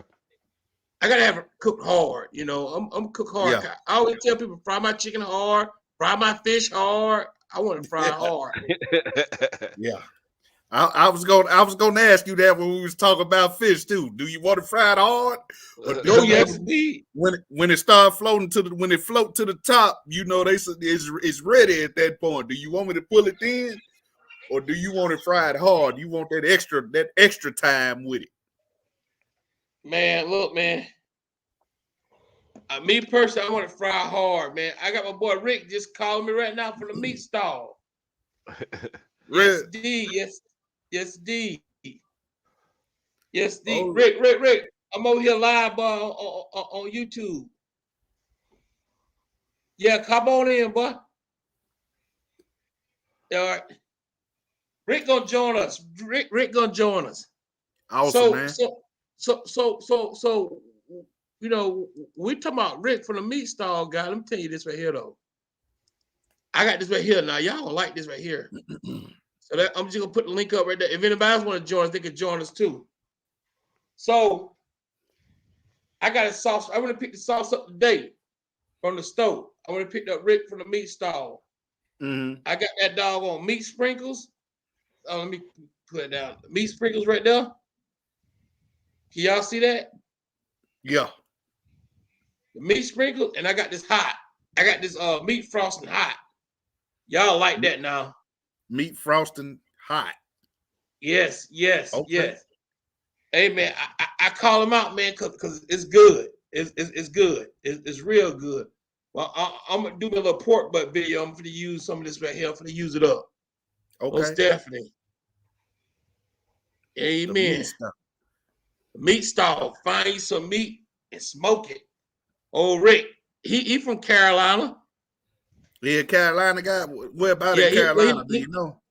I don't know, but he coming on. He'll let you know. He'll let you know. So, my question is, how y'all cook y'all pork chops? Man, I like to grill my pork chops. I grill mine. I like if they thick, I smoke them and then reverse here. You know what I mean? Okay. But if they the smaller ones, it depends on what I can get my hands on. If they smaller, I just grill them. You know what I mean? And get them to a nice texture. Get them off of there. You know, and do my thing with them, man. It just depends on the day, and what honestly it depends on the day and what my mom or my, you know what I mean. Sometimes when I'm grilling for my mama, she'll say, "Hey, I got these pork chops. I want you to do them this way." You know what I mean? So, yeah. So you know what I mean, or my wife will say, "Hey, we at the house. Can you do these this certain way?" So yeah. Okay, I feel you. You know, I could eat pork chops any kind of way. You know what I Me mean? myself, I'm the old gonna fry mine in that old cast iron skillet. Yes. I knew what he was gonna say. He want his fried. I knew it. Yes. I'm gonna Hey, buy bro, fried. hey, I'm telling you, bro, we will get along good because I'm gonna fry, lay to the side, kind of got my wife yelling at me all the time. Quit frying everything. Hey, Rick, guess what? link right there, Rick. Click on the link, brother. Come on with us, Rick. Right there, link right there, brother. Hey, that frying is what's up, man. If you never fried a pork chop, man, you missing out. I'm just gonna tell you. Yeah, man, we get those pork chop sandwiches, man. We make a pork chop sandwich with the light bread, as you say, fried up. It was a neighborhood. We in the neighborhood we grew up in. As we got older in college and everything, we'd be hanging out late night. We had this lady. That's all she would do. She would cook. She would like, "Hey man, we finna go holler at Miss Chrissy. She gonna hook up some pork chops." And man, she was making a killing late night. That, as you say, we So late what night college sitting did y'all around go drinking. to? I went to Tennessee State Tennessee University. State. Okay. Yes, sir. Mm-hmm. Y'all played ball there? Nah, I didn't. Not at all. Yeah. Oh, good Tennessee old State. HBCU, man. You get Yep. good old HBCU football. Get you some of that, man. Come on. I know you see Coach Prime at Jackson State. We got Eddie George down here at Tennessee State doing his thing, man. Okay. Yeah. That's We what's got up, Eddie, man. the That's former what's tight end. up. Yeah. You know, I'm partial to FAMU. You know what I'm saying? Okay. Bethune-Cookman, Yep. BCC. Yep. You know, Hey, Bethune-Cookman. And you know what? You know what? As I was going to high school, man, Yep. I wish my guidance counselor would have told me about Bethune-Cookman. I didn't learn about that until we took our kids. I knew about Bethune-Cookman, but I didn't know where it was. I knew it was in Florida, but I didn't know it was located that close to the beach, man. Daytona. Man, it's right there. I said, man, she should have told me this. I didn't know it was that close to the beach till we took our kids down there to play in a football tournament. I was like, man, Okay. she's wrong. I could have been down here to Bethune-Cookman right here on the beach. Yes, indeed, God. So I'm gonna add Rick from the Meat Star. What up, Rick? Hey, what's happening with your partner? Nothing How you much, doing, y'all. Rick? Nothing much. Hey, what's happening, fellas? What's How y'all happening, doing? Rick? How you doing, man? Chilling, man. Taking it easy, trying to. Yes, sir. Now, what? If you don't mind me asking them real quick, T, what part of North Carolina you in, bro? I'm from Wilson, North Carolina. Okay, is that close to Charlotte or Raleigh? I'm probably about 45 minutes from Raleigh, Okay, going towards the coast. okay, all right, cool. All right, cool. I got some. Little small town you probably never heard of until tonight. You know what? I haven't, but I got some family down in Raleigh, man, and you know some friends, man. So we go down from time to time, man. So next time I'm there, I'm gonna have to hit you up, definitely, man. Well, I'm out here in California now. Are you in Cali? Yeah, I'm in San Diego now. Okay. All right, But, that's what's up. But what they say, I cut my teeth in North Carolina. Yeah, all right. Yes, Yeah. sir. Ooh. Yes, sir. So Rick, I'll tell him about that. Yes, indeed. That meat frosted hot boy. It's gonna show us up out today. That mizzle frizzle. Ooh. Hey, I gotta tell you a story about Rick, okay? So me and him was talking one night. Me and Rick was talking one night. And Rick was telling Rick, say, man, let me tell you something, T. My wife made this sauce, bro. And I'm like, okay. So then Rick started naming ingredients off to me. They're like, man, I start off with this right here, man. I start off with that. And I said, well, that sounds good. Then I start off with this right here. And then he stopped. He said, wait a minute. But he couldn't tell you everything. Yeah, I said, wait a minute, Rick. It could be both eyes on. Which is named after you. Oh, man. Yeah, he almost got me. I was talking. I said, hold up. Man. I said, I'm about to put this thing on the market. You know what I'm saying? Hold up. I'm gonna give you a smidgen.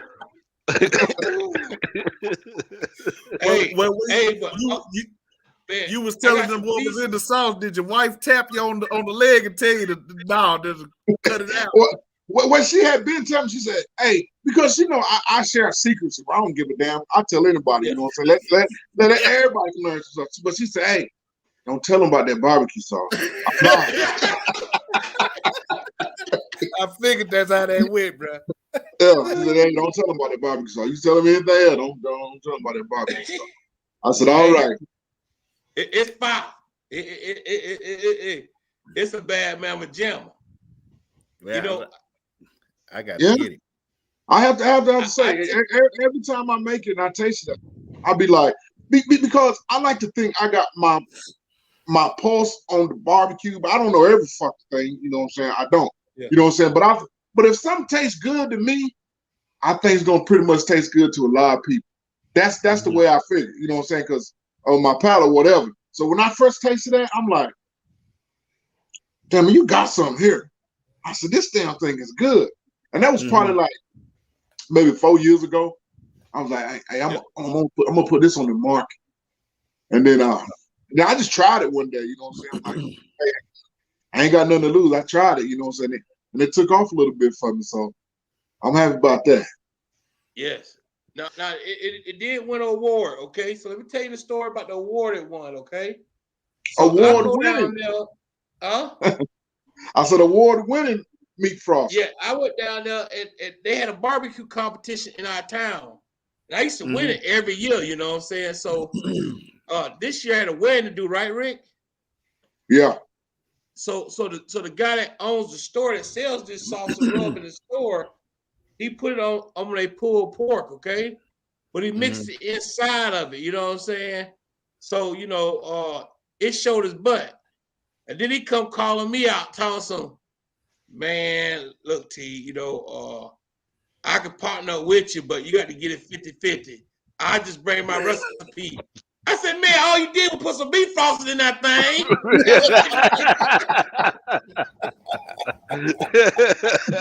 That's all he did. Champ wasn't up. He don't know how to make the beef sausage do what it do. I know how to do the beef sausage do what it do. He don't know how to do it.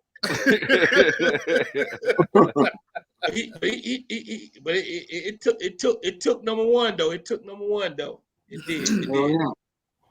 Yes, man. So Rick, they'll tell them about that spaghetti and fried fish, Rick. What you eat with your fried fish, Rick? And what is I'm talking Carolina. Oh, Carolina, you know what I'm saying? It's fried fish, coleslaw, hush puppy, sweet tea.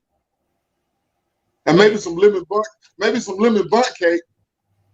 Or some pecan pie. Not pecan pie.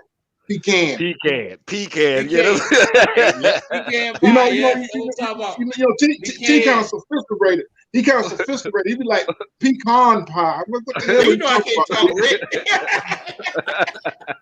It's pecan. Oh yes, and it might not even be no hush puppy. We probably do some light bread. Some we just talked about light bread. What old folks say, wrap the fish in the bread so you don't get no bone in your throat. No.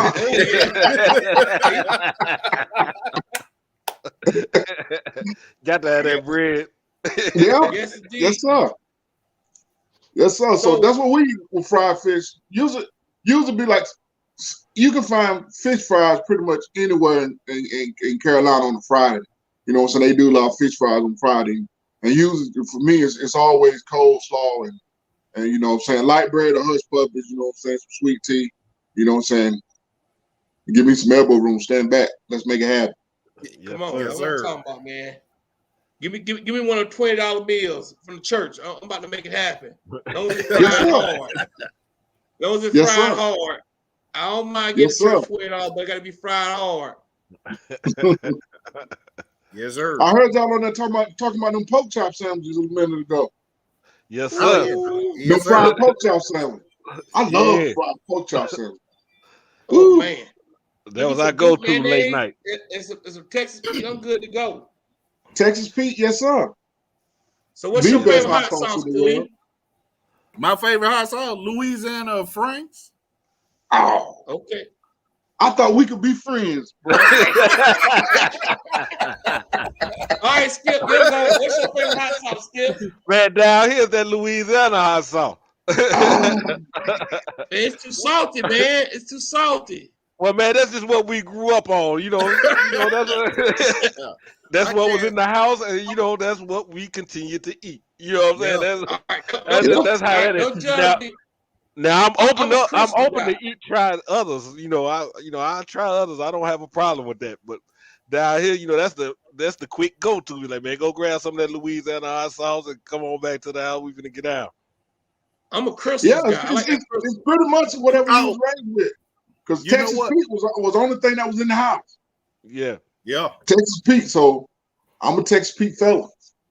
I like Frank's too. You can put that on everything as a little commercial thing. Hey, but guess what? He said that crystal too. That crystal right, man. on some hot wings, on some wings fresh out the grease. Shit. Oh yes. Yeah. A matter of fact, I got some crystals in the cabinet right now. T. And that's where it's at. Me. Yeah. I'm a crystal kind of guy. I'm a crystal. I get down with crystals. I'm a Tabasco sauce. Yeah. Yeah, I like Tabasco sauce now. Yeah, Tabasco. I got that too. That's too hot for me. Tabasco too hot. Can't do it. No sir.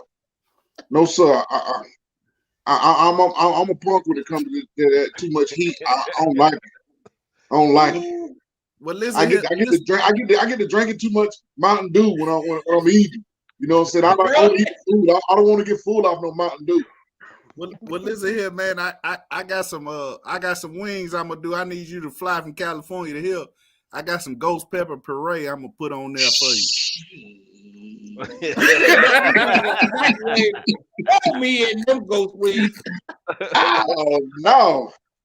I ain't gonna better help you with that, brother. I ain't gonna better help you with that. So sir. You know, when you did that gold sauce, Rick. They did that Carolina gold sauce, Rick. Mm-hmm. That mustard sauce they did, it looked real good. I was thinking about, man, I said, man, I get that Carolina gold sauce they did, Rick. And I get me a white piece of bread. I get one bone, one rib. And I put on that white bread and I just put it over there, let it saturate that white bread and make me like one of them rib sandwiches. Eat the bread off the rib. Man, that'd be good. That mustard sauce. Yeah. Yeah, that's the mustard sauce. That's that South Carolina thing right there. Yes, sir. That's big in South Carolina. That mustard sauce. Yeah, I think we also did I guess the Eastern Carolina vinegar. We did a vinegar. We tried our hand at that right there. Yeah, that vinegar sauce. Yeah, we that tried vinegar our sauce hand is at a bad man. Hey, listen, man, go check it out and tell me what you think, man. Go check it out on our channel and tell me what you think, man. I definitely will. I like honest opinions, man. So definitely check it out. That's what we was talking about the other day, me and T. Yeah. I like, you know what I'm saying? I like for somebody to be honest with. And like I was telling T, my wife, she's my number one fan, but sometimes she ain't honest with me. Because sometimes I be trying different stuff. Sometimes stuff don't work out. You know, and I taste it, I'm like, eh. But then I say, hey, babe, taste this. She said, oh, yeah, baby, this is delicious. I see you's a damn lie. This ain't no damn. I said, tell me the truth so I won't make this again. Yeah. You know what I'm saying? If I made it and I mess it up, let me know. Hey, it's too salty or do too this or too that. Let me know. Yeah. So I know. Somebody quit asking you. Right. But I got a homeboy. I asked him, he'll tell you the truth. He'll damn near hurt your feelings, but he'll tell you the truth. Yeah, that's the kind of, you know, I'm out on him. When we with each other, when we with each other, that's kind of how we are. Like, man, this ain't hitting on nothing. Like, you know,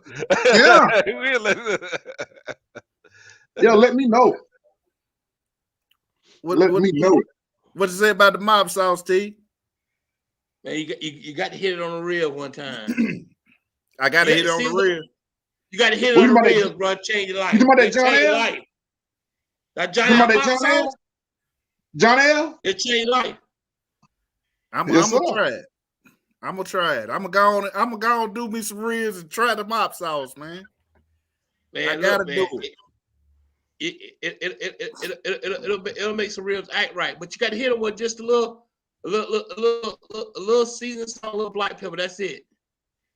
Hit your ribs with a little seasoned salt, a little black pepper. That's it. Okay. And now we might have to pull that drum on out tomorrow, Saturday, man, and do, you know, it's my birthday weekend, and you know, before this snow hit in, before this snow hit in, we need to do something. Thank you, man. Thank you. Yeah, my birthday's on actually Saturday. Yeah, so we might have to do something, man. All right, well, that's what we're gonna have to do. They love them bourbons, Rick. They love them bourbons. Hey, I got your check right here with me now, man. I would show it to you, but it's gonna be a surprise. See, when I help them, they pay me in drinks. Hey, we want the yard bird tomorrow. We want some ribs.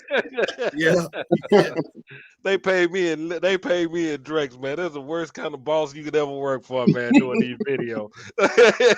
Oh, man. Hey, man, but that's the only thing to get them there halfway on time.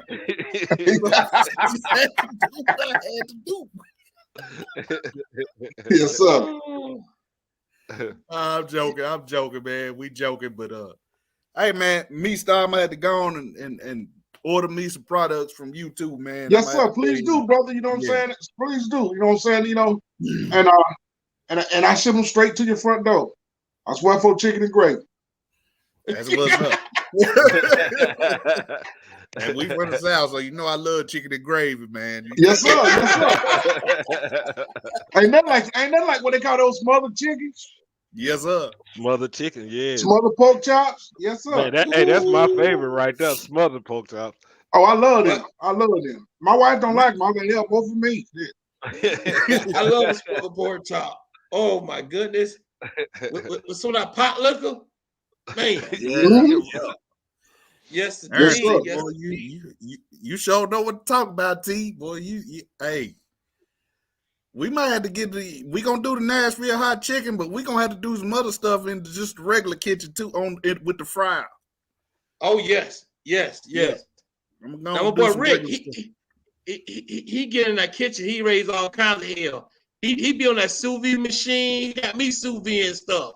Because when I be seeing that, like, man, that look good. I would have brought me one. That sous vide changed your life, man. Yeah. That sous vide changed your life. You know what I'm saying? I be trying all different type of shit. You know what I'm saying? But yeah, that sous vide would change your life. I love the sous vide machine. I'm gonna have to go ahead and grab one then. So when I moved to Iowa, I didn't know what a rib tip was. So how long rib tips been around? Y'all always had rib tips? Because when I moved to Iowa, that's the first time I heard about a rib tip. You know, I went to a little shack. I said, hey, I want some ribs. They said, we got rib tips. I'm like, what the heck is a rib tip? Yeah, as far as I know, you know, growing up, when I'm 49. Yeah, I've always heard, but you know, like rib tips, ribs, steaks, that was for the grown-ups at the cookouts when we were coming up. You know, us, we couldn't eat nothing but them hamburgers and hot dogs and maybe a drumstick. You know what I'm saying? And we call it, you can't get that. Maybe that, but you know, you couldn't get it. That's what we call the big meat. Ribs, steak, and all that. You wasn't getting nothing. You gonna eat them hot dogs down there. Exactly. Hey, and he ain't telling no story. Hey, T and Rick, my dad, my pops is in the comments. Coach Word. He'll tell you we couldn't get the big meat. No. When we were little buddy boys, it was hot dog, hamburgers, hot dogs, get that Pepsi and move on. But you know, but I didn't want to say this, but since we're on camera, man, I gotta come on and come clean. You know, when I was about 11, my brother sent me over. I acted like I was getting a Pepsi, but I grabbed 2 Bud Lights and we ran to the side of the house.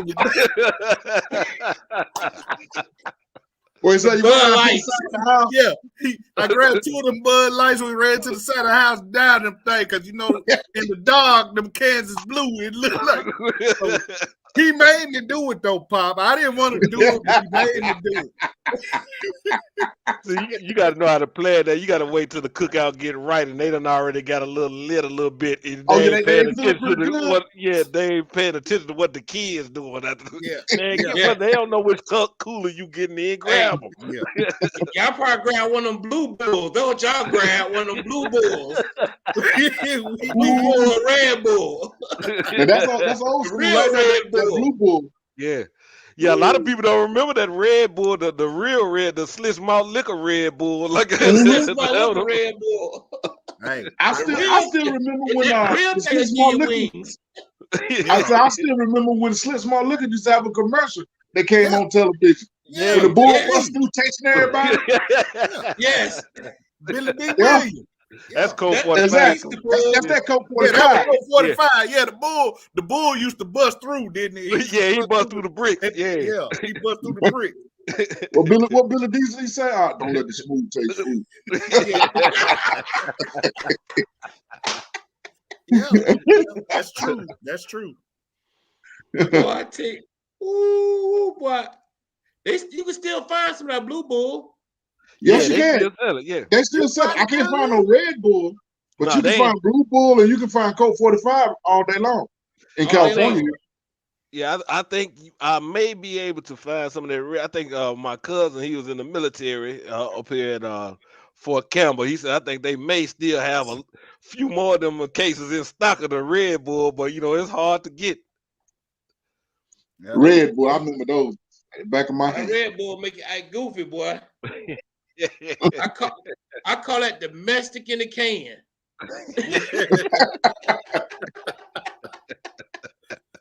So you gonna go do 12 hours on that, man? Gonna lock him up 12 hours. Yes. All I remember, my mama go to drinking on that Red Bull, and that thing was on and popping. What they say?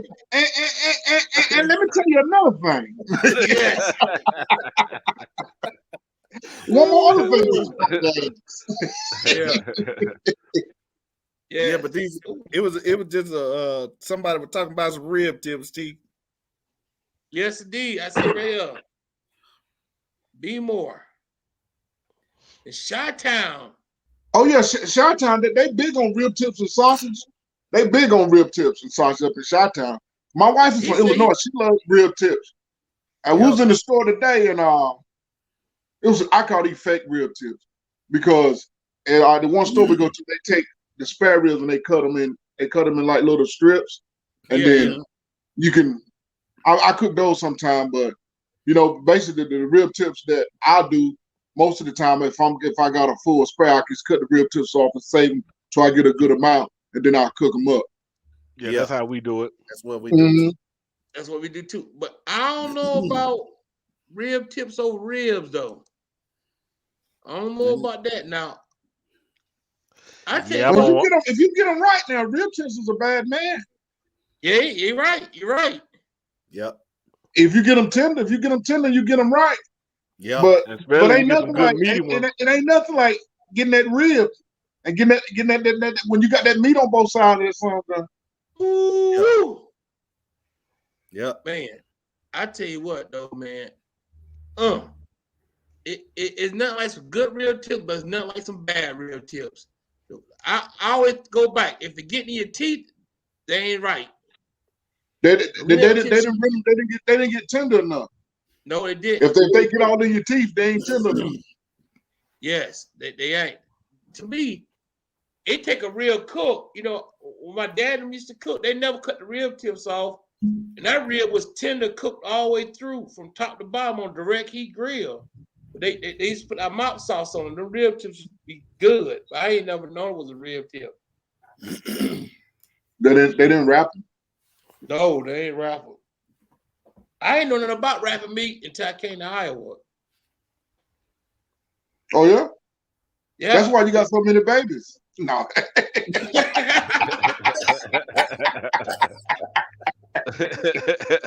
He ain't wrapping nothing up. He said, I ain't wrapping nothing. Nothing. They're back. Stand it.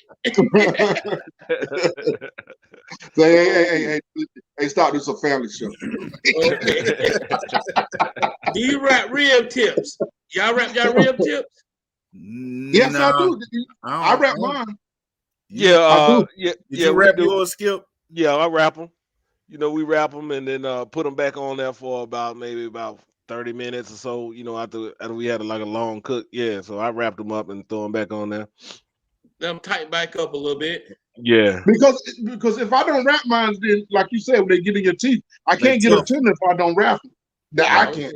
Now I don't know if someone else got another way of doing it, but if I don't wrap them, I mean they're cooked and they're good, but it ain't that tender where you working around that gristle, throwing it in the tray. Yeah, that's just me. But Skip is the rib tip man. When I cut him down, that's his job. Rib tips and drinking. That's what he do. He the rib tip man. Skip, what I like better than the rib tips? Guess what I like better than rib tips? And What's ribs. That? You know that little skirt meat that you cut behind the rib? Yes, sir. Yeah. I like to cook that by itself.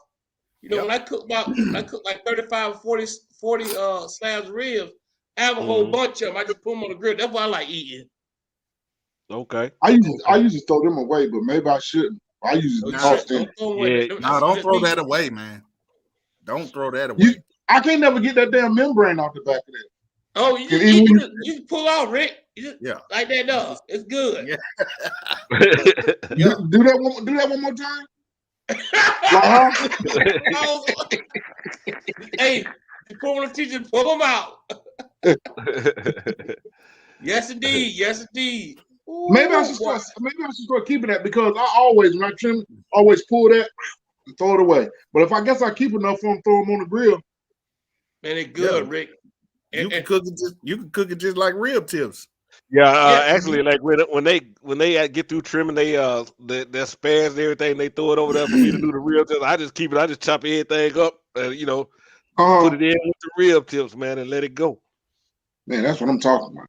Yeah, we don't waste nothing. We eat tacos with mine. We didn't use them and chop them up and make like tacos with them, man. Outstanding. With the skirt meat? Yes. I'm gonna try that. I was watching one show and that guy he was saying that they take that skirt meat and they use it, and they barbecue it, whatever, and they use it in barbecue spaghetti. Oh, I did that, Rick. You remember for the family reunion that time I told you when I put it in the Instant Pot and I made a barbecue spaghetti? I did that too one time. Never had it. What's action? Now, I ain't trying to offend my Tennessee people, my fam. Rick, I gotta tell him, Rick. I'm gonna tell you this before you say this. Usually when somebody say I'm not about to offend you, they're about to offend the hell out you. But go ahead, please. Hey, that's like when they say, with all due respect. My brother, with all respect. To my Tennessee people, I went to Memphis. Oh man. And I spent 4 days in Memphis. 4 days. And I was staying with my homeboy. We went to wild hog hunt, okay? I'm big in the air gun. I'm a hunter. I love to kill animals. I'm an avid hunter. So me and my boy Kenny, Southern Gunner, he's from Memphis, Tennessee. I was staying in his house, okay? And I kept saying, Kenny, let's go eat some barbecue. He said, man, I ain't taking to eat no barbecue. You're gonna waste money. So I said, screw it, I'm grown. So I went to Interstate Barbecue. I spent $50 some, okay? $50 some. Everything fit in a to-go container, okay? I sat down. I opened the box.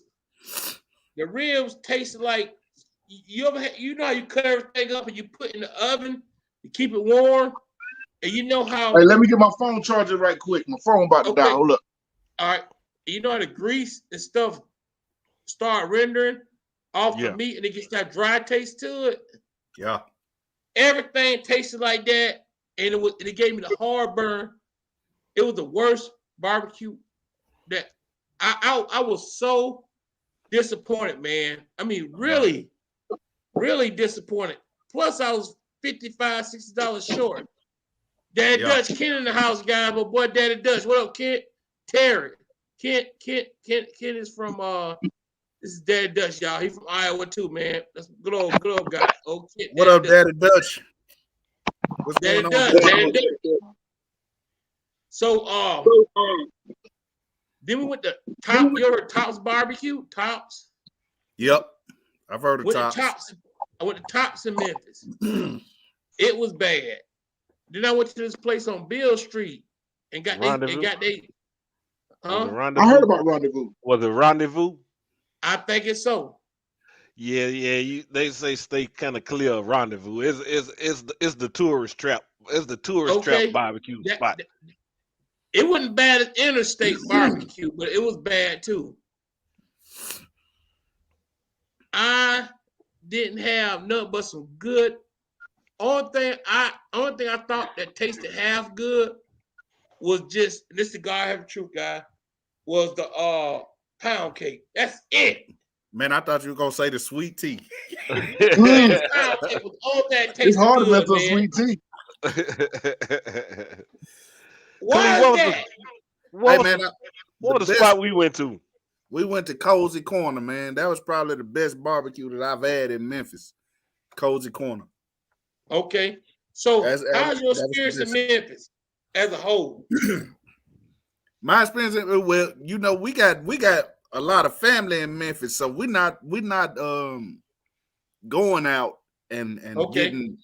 Yeah, they normally doing it at the homes. They doing it at the house. You know what I mean? So So we're not going out and eating, you know, at restaurants. But the best restaurant that I've been to down in Memphis for barbecue has been Cozy Corner. All right. Yeah, it was.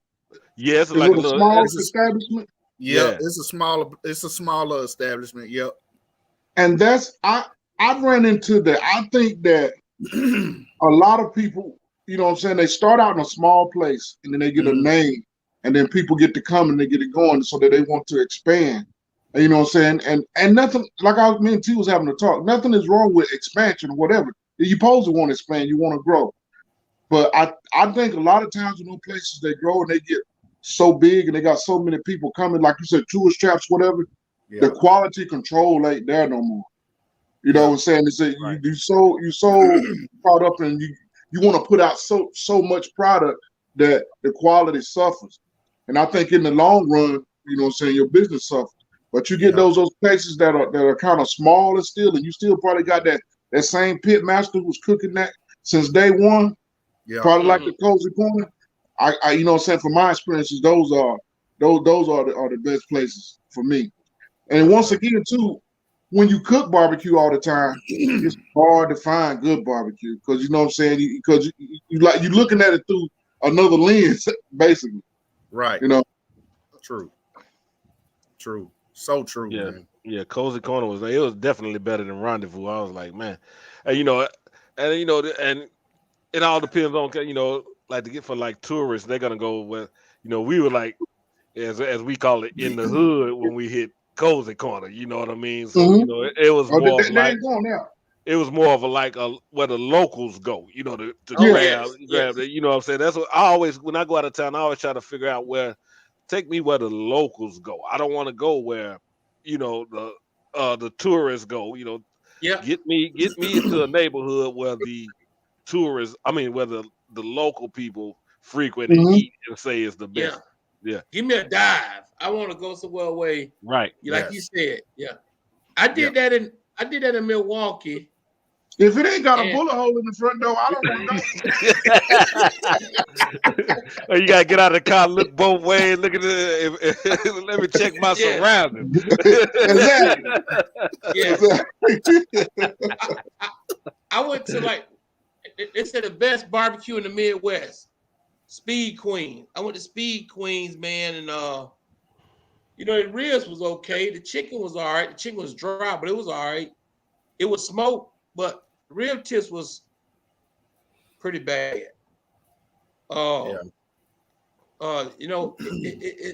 It's just that barbecue is so expensive, man. I just don't understand how these people allowed to keep putting this stuff out and then calling themselves the best in the Midwest. I just don't understand it.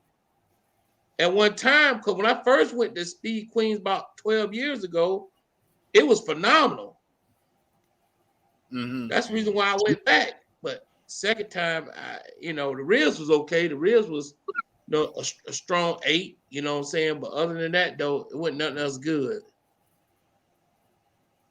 Shoot, man. Well, I know not to go to Speed Queen, then. Exactly. Oh, man. Your dad does say you got the best barbecue. Lamar's. Where my beer? Lamar's, all right. Well, that's where Kent lives at. Oh, okay. Dad Dutch. What up, Dad Dutch? How you doing? What's happening, guys?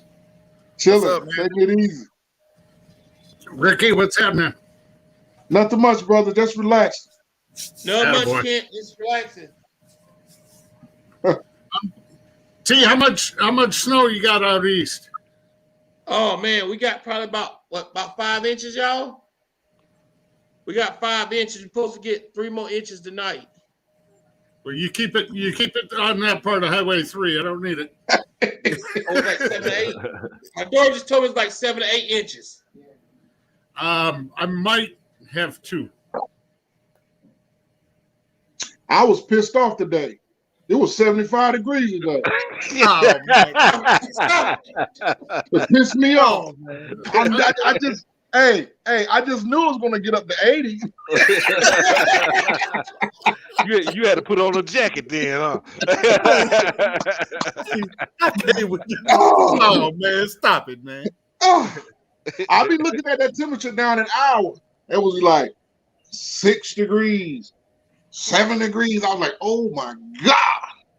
I told him, I said, T, you'll never see me in the wintertime, ever. I'm not coming in the wintertime. No, sir. Oh, you would have loved it here Tuesday and Wednesday. It was in the 60s, damn near 60. Yeah. I would have my jacket on, but I would have you'd be wearing a jacket. I'd be running around in shorts and a tank top. Yes, sir. Oh man. So what you up to, Kent? You know, we just had a meeting, a Christmas party for the church staff and consistory. Okay. And the only thing the preacher didn't buy was the booze. Why? He bought his own beer. He bought his own beer. Everybody had to buy their own if they wanted to drink. Everybody had to buy their own drinks. But Yeah. preacher Mike bought all the 3 kinds of chicken wings, 6 kinds of pizza. So I'm pretty full right now. Okay. But I saw you on, so you knew I had to come. I had to come rip you a little bit. Yes. So, Kent, how it feels being the second best barbecuer in the state of Iowa, Kent? Do that feel pretty good? You know what? I don't think I can claim second because, from what I've been told, I got you hands down. Goodness gracious. I don't use that Florida seaweed and crap on mine like you do. I don't know, Kent. You know what I'm saying? What's that seaweed you speak of, Kent? You know what? You guys don't know this about Big T up there, but being from Florida, he brines all his ribs in Atlantic Ocean water.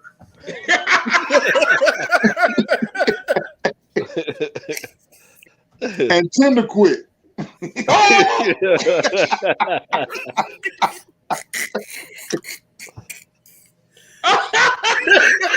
Yeah. I did one video with Tender Quickie. I just can't. Y'all guys. I use that when I make sausage and jerky. Yeah. See, and I know T's a Gators fan, and he's got to run his meat through the swamp through them Gators. That's the only way it gets tender. Really? Oh, T hard on you, man. I know. That's old Kent. You know what I'm saying? I called Kent, though, when I went down to the state fair. I said, Kent, I want to win this thing. Tell me what I got to do. So Yes, sir. What I got to do. Stood right out here in the driveway and talked to T for an hour. Yep. And then I just put it in motion. Came out there, and next thing you know, I came home with the hardware. 2 years in a row. Yes, sir. That's what I'm talking about. That's awesome, man. Yep. Uh-oh. But I'm being told I can't talk about Florida in the chat. FLA, number 1. I can talk about it. I lived down there long enough. I know how Florida is. I tell you what, though, it's some good barbecue in Florida, though. It's 2 good places I can tell people to go to. One is Pine Street Barbecue. That's where Uncle Sid work at. 3 generations, Pine Street Barbecue. Hands down the best barbecue. And y'all need to look this guy up. It's called Big Lee's. Check out his Facebook and Instagram. We got the best brisket. Honestly, Did he have a show? He had a show on Netflix, right? Yeah, he got a show on Netflix. Yeah, on Amazon. Yes. Yeah, I think I watched it was when he was going around the different barbecue spots. Yep, most definitely. I don't know if they brought it back for a second season, but I know I watched season 1. Okay. So Kent, hey, have you subscribed to a barbecue Bourbon and Blues YouTube channel? You know what? I got to look that up. Because I saw you put it in the chat.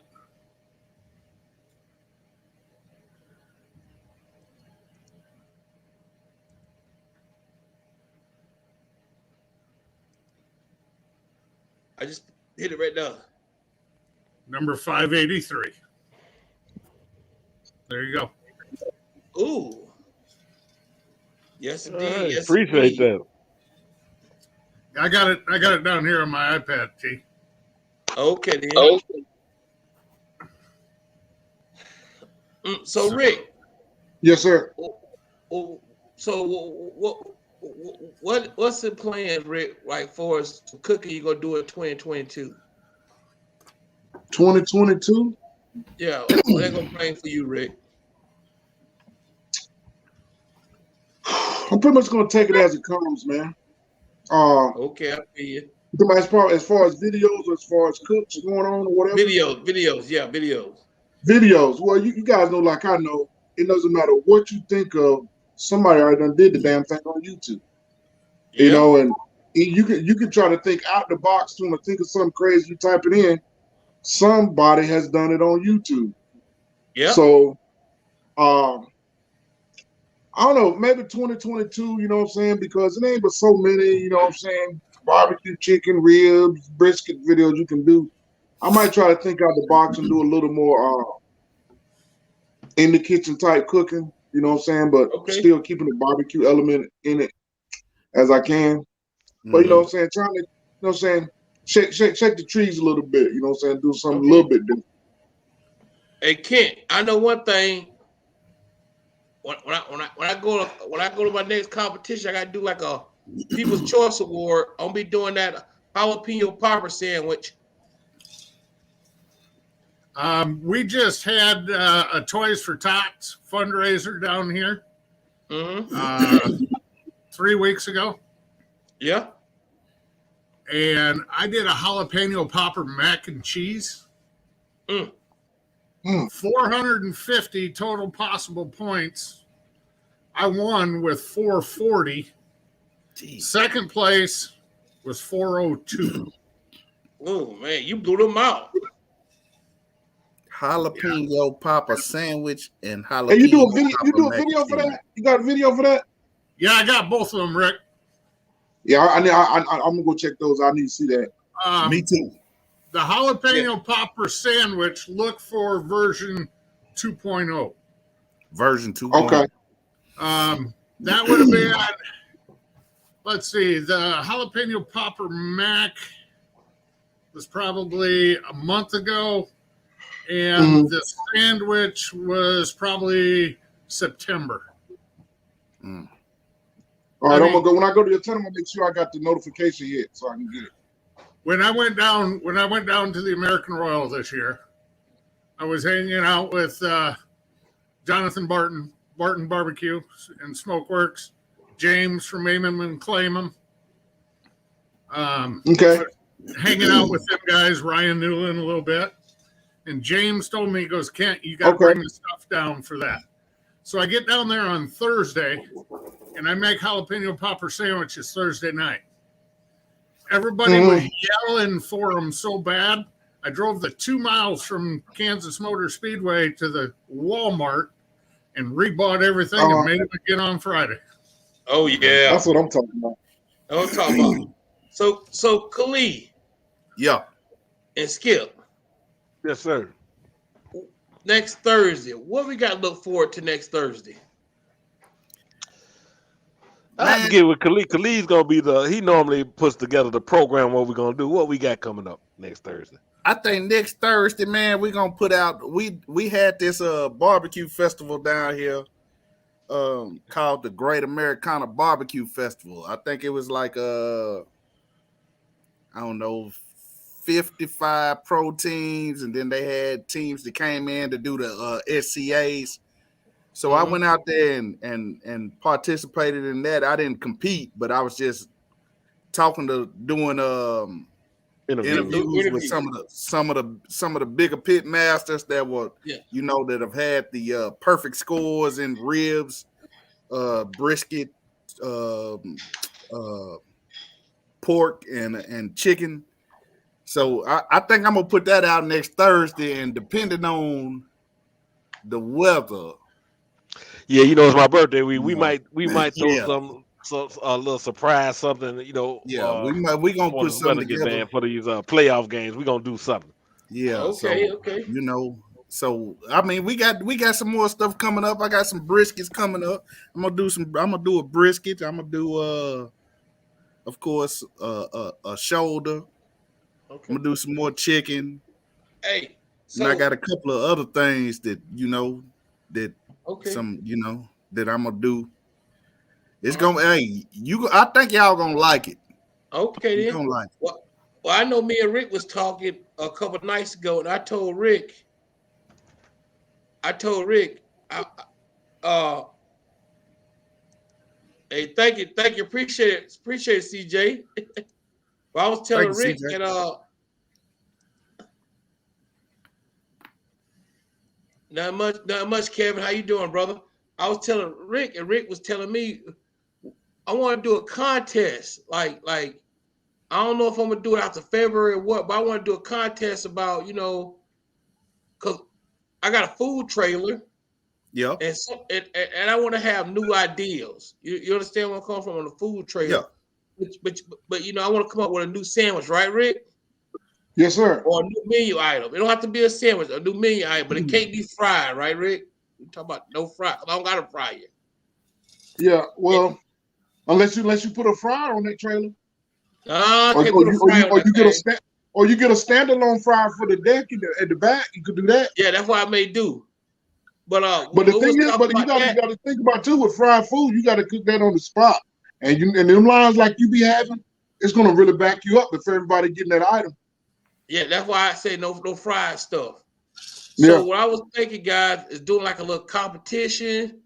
I know my boy Rick, he gonna give away some sauces for me, and then some rubs, and then I got my boy God dang it, I'm losing my darn mind. Uncle Steve Shake, I know he can put up some stuff. That's right. Yes, sir. Uncle Steve, that's the man right there. Uncle Steve, put up some rubs. I got some T-shirts and stuff, and I'm gonna put some T-shirts and an Amazon gift card, and have like for the first and second place winner. Because my thing is, you start thinking about stuff, but sometimes you put your head together. I think I had one of these before. In the weekend, I had a sandwich called the Weekend Warrior, which is very successful. It was called the Weekend Warrior. Huh? Mm-hmm. Mike sandwich. Yeah, Mike sandwich won it. It's called a Weekend Warrior. That's why he named it. And you get to name your sandwich, and I will keep your name on the sandwich. I think that sandwich was a play on the Mississippi Peacemaker, wasn't it? Yes, Mississippi Peacemaker. Yes, indeed. But man, that sandwich was a hit. And Rick, you know how good that coleslaw is, don't you, Rick? Oh yeah, I've tasted that myself. Yeah, yes, sir. Hey, Kent, Rick came out here, Kent, and helped me for a whole week when I was about to die. I came from Florida, Rick. Know that? Yeah, I came from Florida, Kent. Let me tell you the story, Khalid. Let me tell y'all the story. So I came from Florida. My uncle passed away. So I was gone. So Rick came out here, said, good brother, free of charge, just to help me cook. Good thing he came, but boy, I caught something in Florida that Grandma Washington Powder couldn't take off. I'm talking like, man.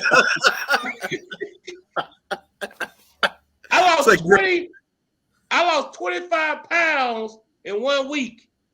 What?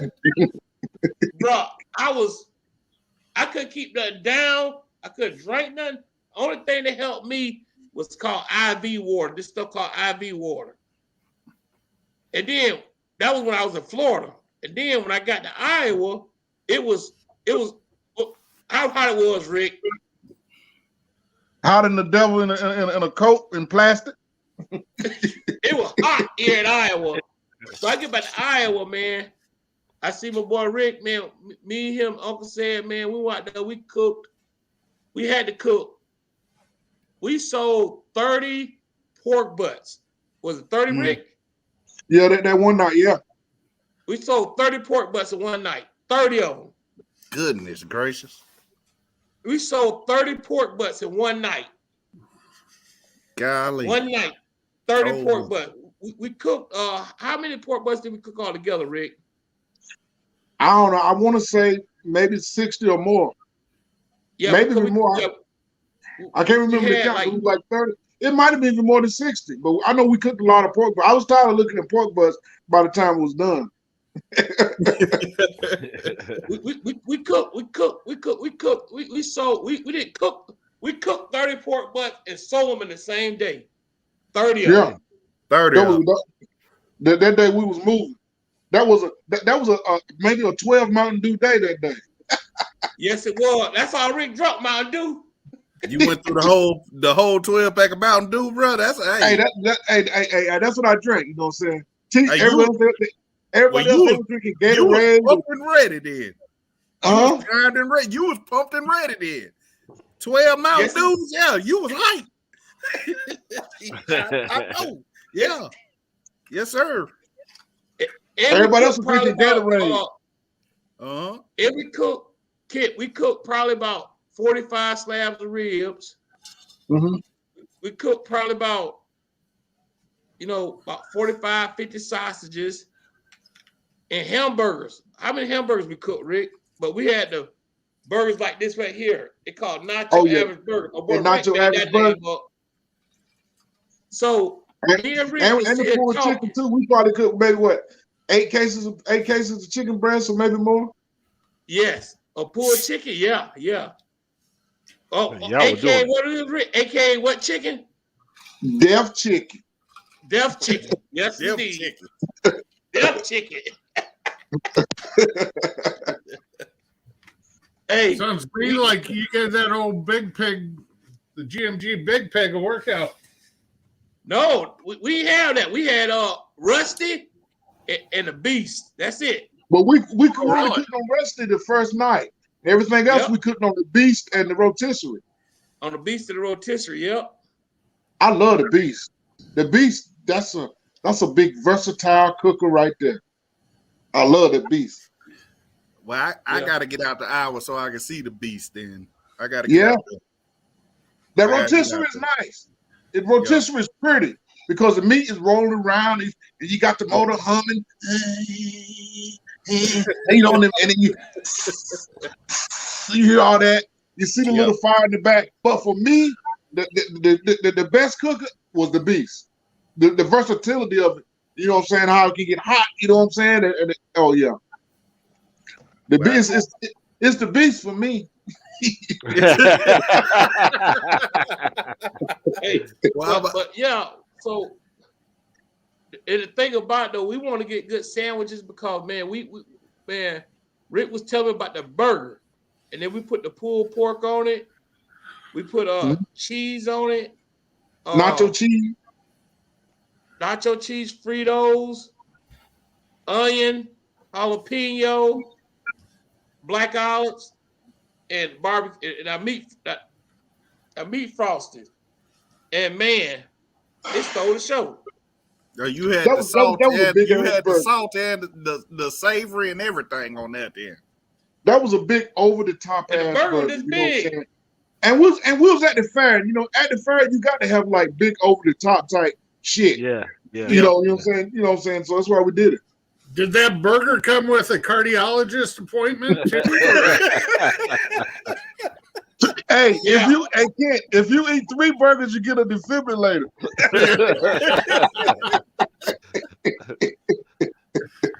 Yeah, here's a coupon. Go to the CVS and get your free AED.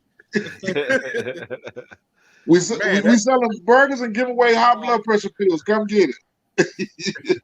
Yes. I don't need those. I already got them. Hey, so hey T, my dad keeping me on task in the chat, man. He told me I forgot we got to do shows coming out. We got Denver steaks. We got a rack of pork and a duck that's gonna come out soon, man. Oh man. Yeah. So you said a Denver steak? Denver steaks, a rack of pork, and a duck is coming out soon, man. Okay. So question action. What bourbon pairs with a steak? If you had to choose a bourbon with a steak, come on now. Bourbon with a steak. Barbecue, bourbon, and blues. Hey, okay, hey man. My question. Jim B. No. Don't do no Jim B with no steak, man. Bubby face. Bubby face. Oh man, no, man. That gin, man. You gonna hurt yourself. Yeah, you gonna hurt That yourself, gin will man. make you sin. Yes, sir. You know, I like with the steak, man. Sometimes I do a Basil Hayden or Angel's Envy or Willet. You know, a Willet or Yeah, my Willet's Foolproof. My go-to with the red meat would be Angel's Envy. You know, that's gonna pair pretty well with it. Yep. Okay then. Yeah, that's just my. You know, everybody has their own opinions, but you know that's my opinion of it. Well, now for the flip the strip, Rick. Let's talk about blues. So I like my Johnny Taylor. Okay. I like my Marvin C. Okay. Yep. I take a little pokey bell. Little polka bell. Yeah. I take a little 4 for 4. I can take a little 4 for 4. Yep. You know what I'm saying? I like a little Shirley Murdoch. I like a little Betty Wright. Okay. I like a little what's his name? My last $2. That's Johnny Taylor, ain't it? Yep. Yeah, that's Johnny Taylor. Yeah, Johnny Taylor. But I'm a big Marvin C fan. I don't know why. Because he's nasty. He's nasty. Every time Because he's nasty. I play, You right. the nasty, cheating in the that's next why. room, a white star asks me questions. Yeah. In the next room. And then when I play, I'm just a ghetto man with ghetto plans, you know, by Marvin C. Yeah. You know what I'm saying? That's the kind of music me and my boy Rick listen to with Rick. Yeah. Okay. Yes, sir. Ain't nothing like that. That's So good those the kind of barbecue blues music. I like. So what kind of blues y'all like? Well, you know, it's 3 types of blues. You know what I'm saying? You got to know the type of blues. You got Gut Bucket, you got Barrel House, and oh man, look, I forgot the third one. You got Smooth. yeah, you got the little smooth blues. So you know, me, I'm gonna go a little bit of Gut Bucket. Give me some good old Albert King cross-cut saw. Okay. That's gonna be one of my favorites, cross-cut saw.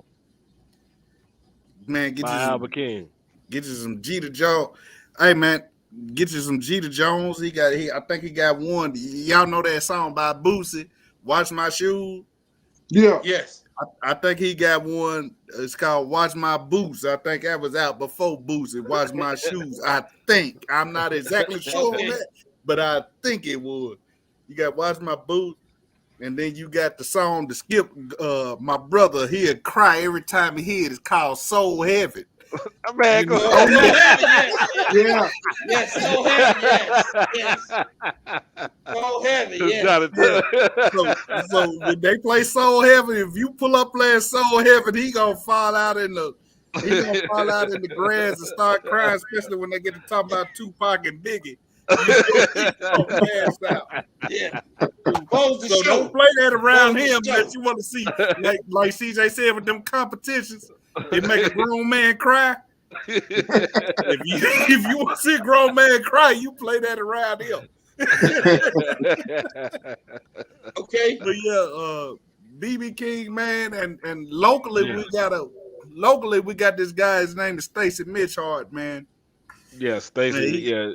He's a super dope blues singer, man. So you I might would wanna... say send me a CD, but you know that's like so 90s. I don't know what I would say now. We probably can catch one from Stacey. I don't know how to get. So send me a download. I tell you what, I get a CD from Stacey, man, and get it to you. I can get some CDs. I ain't even got a CD player to play it on. Well, hey, you know, knowing Stacey, he probably got some songs on YouTube. You know, you could probably look him up on YouTube and listen. Yeah, he's a phenomenal. He got a club down here called. Messengers next to me. He's got a club down here called the Bourbon.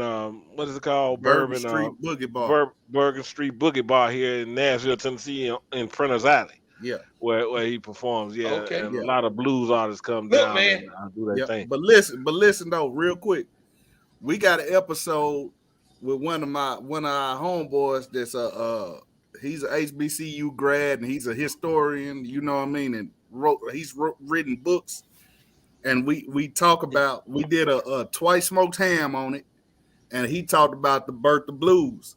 So you can catch that on our channel too. You can catch that on our channel too, man. It's the twice smoked ham episode, and he'll get into the birth of blues and all of that, man. And you know, he's from Mississippi. Yeah, he's from Mississippi, where blues was born. So yes. So hey, look, all I want to do is go into a hole in the wall. Oh, we got plenty of them for you. I'm from Florida, Kent. We had an old blues bar. Yeah. Babe, what it was called, Dirty Flow, honey. I took my high class woman to the Dirty Flow. The Dirty Flow. The Dirty Flow. Everybody from Florida know I'm talking about the Dirty Flow because the flow. It was a trailer house kind of with a bunch of trailers put together, and they ain't had no flow in it, so they called it the Dirty Flow. So that's what they call it. They had liquor, bill, everything, no license for nobody though. Oh, that's the best spots. Yeah, that's the best spot. Where you go to the bar and get you a 40 ounce, a bull, a Coke 45, and they give you 4 cups with it. What they call it, a setup. Yeah. Hey man, I don't know if y'all know or not, but hey, all y'all need to come down to Nashville, Tennessee next year. You know, Corona. If Corona's cool, you know what I mean. Yeah. Come down here to TSU homecoming, and we'll show you what it is, man. Okay. Guaranteed. That's what I'm talking about. Guaranteed. It's gonna go down. I can tell you that much. But yeah, check out that. If you want to know about the blues, check out that twice smoked ham episode on Barbecue Bourbon and Blues. And we got our homeboy on there, man. He'll run all that down, man. All right. Y'all see Ashanti right here? Yeah. She is the owner of 3 Generations Pine Street Barbecue. Okay. Legendary. How you doing, Ashanti? How you doing, Ashanti? Hey, legendary. I'm telling you, dude, her barbecue. Hey, look, go on Facebook and look up 3 Generations, okay? She do mustard sauces, all right? It can't. You gonna get a bottle. All y'all gonna get bottles of mustard sauce. She putting her sauce on the market. Okay. And the thing about it though, her sauce will go on the market, man. And this barbecue sauce is the best mustard-based sauce on the market. I'm telling you, it's been in there 3 generations, actually more than 3 generations. Mm-hmm. But I remember being a little kid going to Pine Street. They still got the brick pits, and they bring the shovels, and they shovel the she does that. Her and Uncle said be out there shoveling the charcoal up under the pits, and all they cook is ribs and chicken. And they sold out. All the time. We sold out. Man, I'm telling you, man. Hey, Ashanti, I'm telling you. But she dropping a sauce. The sauce coming out. Pine Street Barbecue. It's called 3 Generations. The sauce is coming out. I think she just dropped it. And I'm telling you, man. I'm about to, Leesburg, Florida. Leesburg, Florida. Leesburg, Florida, the best barbecue.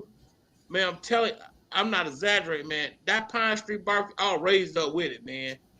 That mustard sauce was off. And know what she used to do?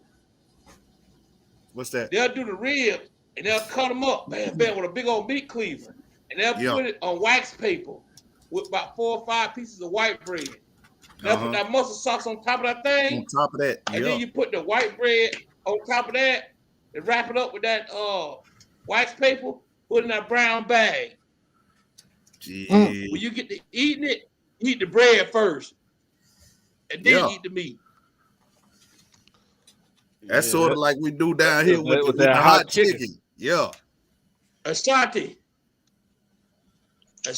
can we get the sauce in the mail? Can we get the sauce in the mail, Ashanti? I need to send it out to the YouTube guys to get out there on the market. Look, I already tapped into her page once you gave it to me. I see she taking pre-Super Bowl orders for that sauce. We're going and cop us a couple of them, man. I got you. I got you. So I'm looking for a link to where I can order from. I'm telling you, don't mess around and get that hot and think it. Hey, don't mess around and get that hot and think it's an easy win.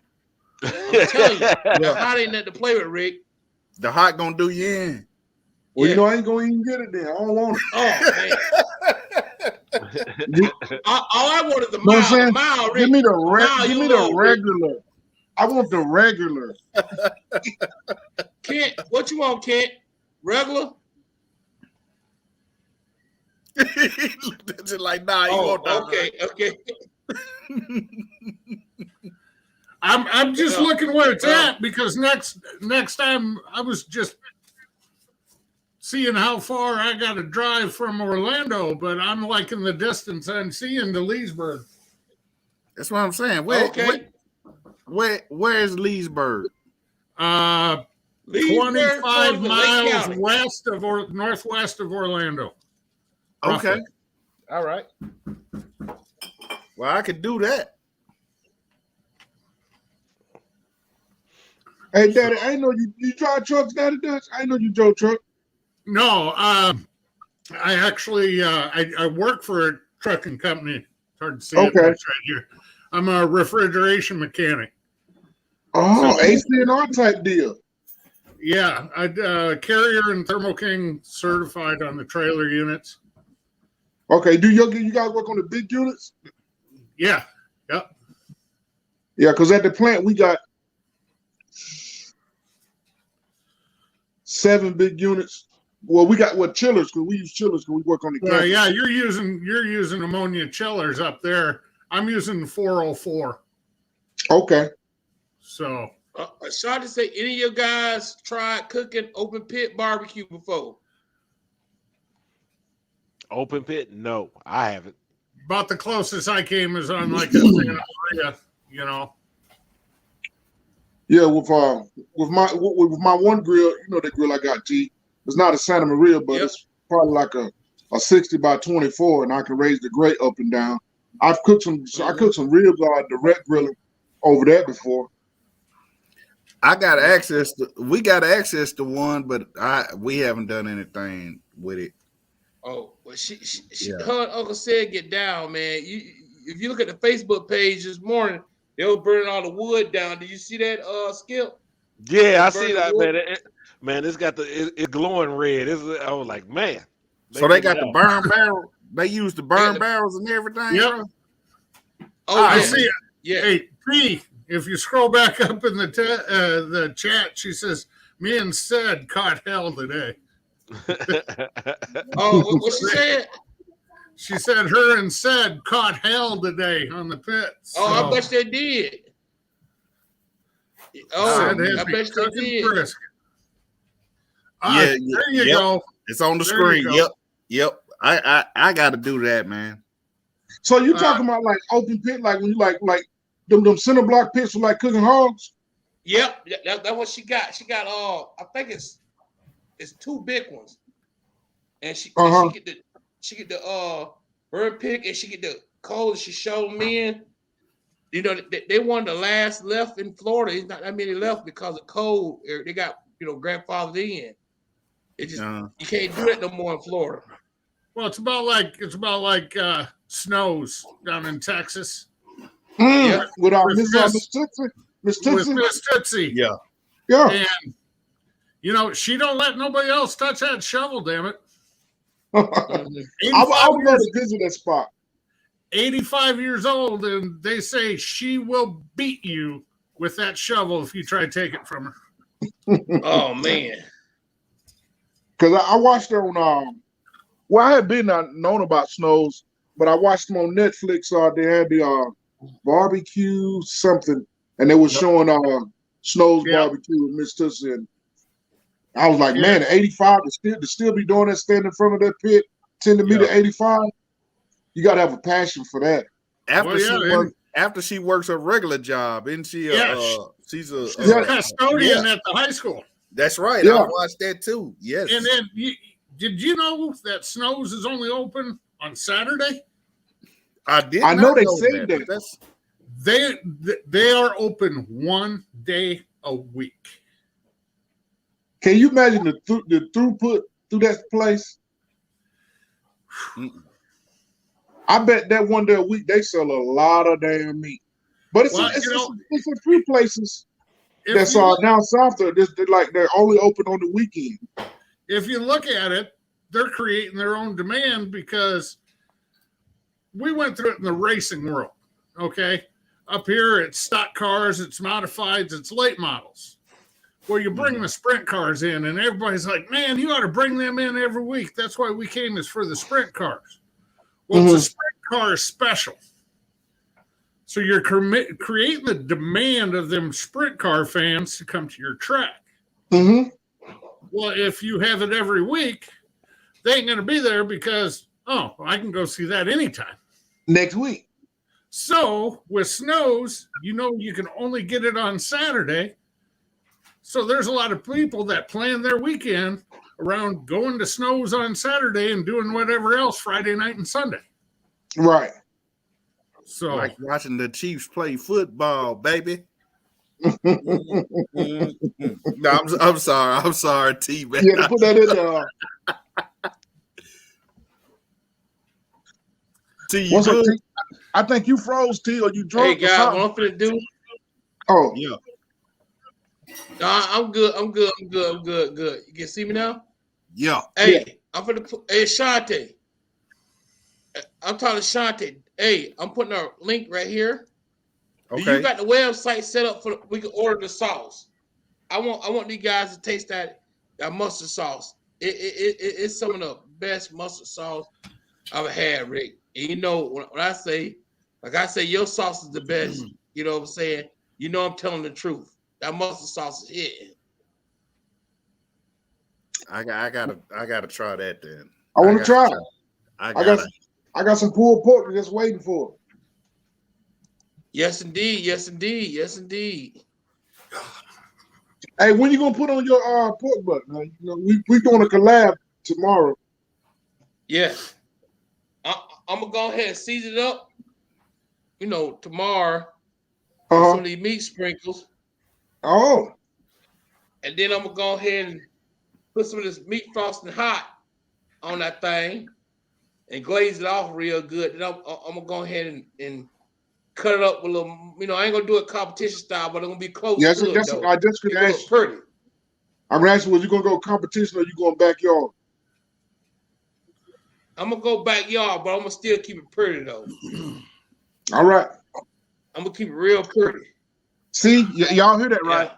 See, every time I do a compilation with him, now he say he's not gonna go competition, right? Now I'll do a simple pork butt, and he go out there and he doing this with scrapping and shit.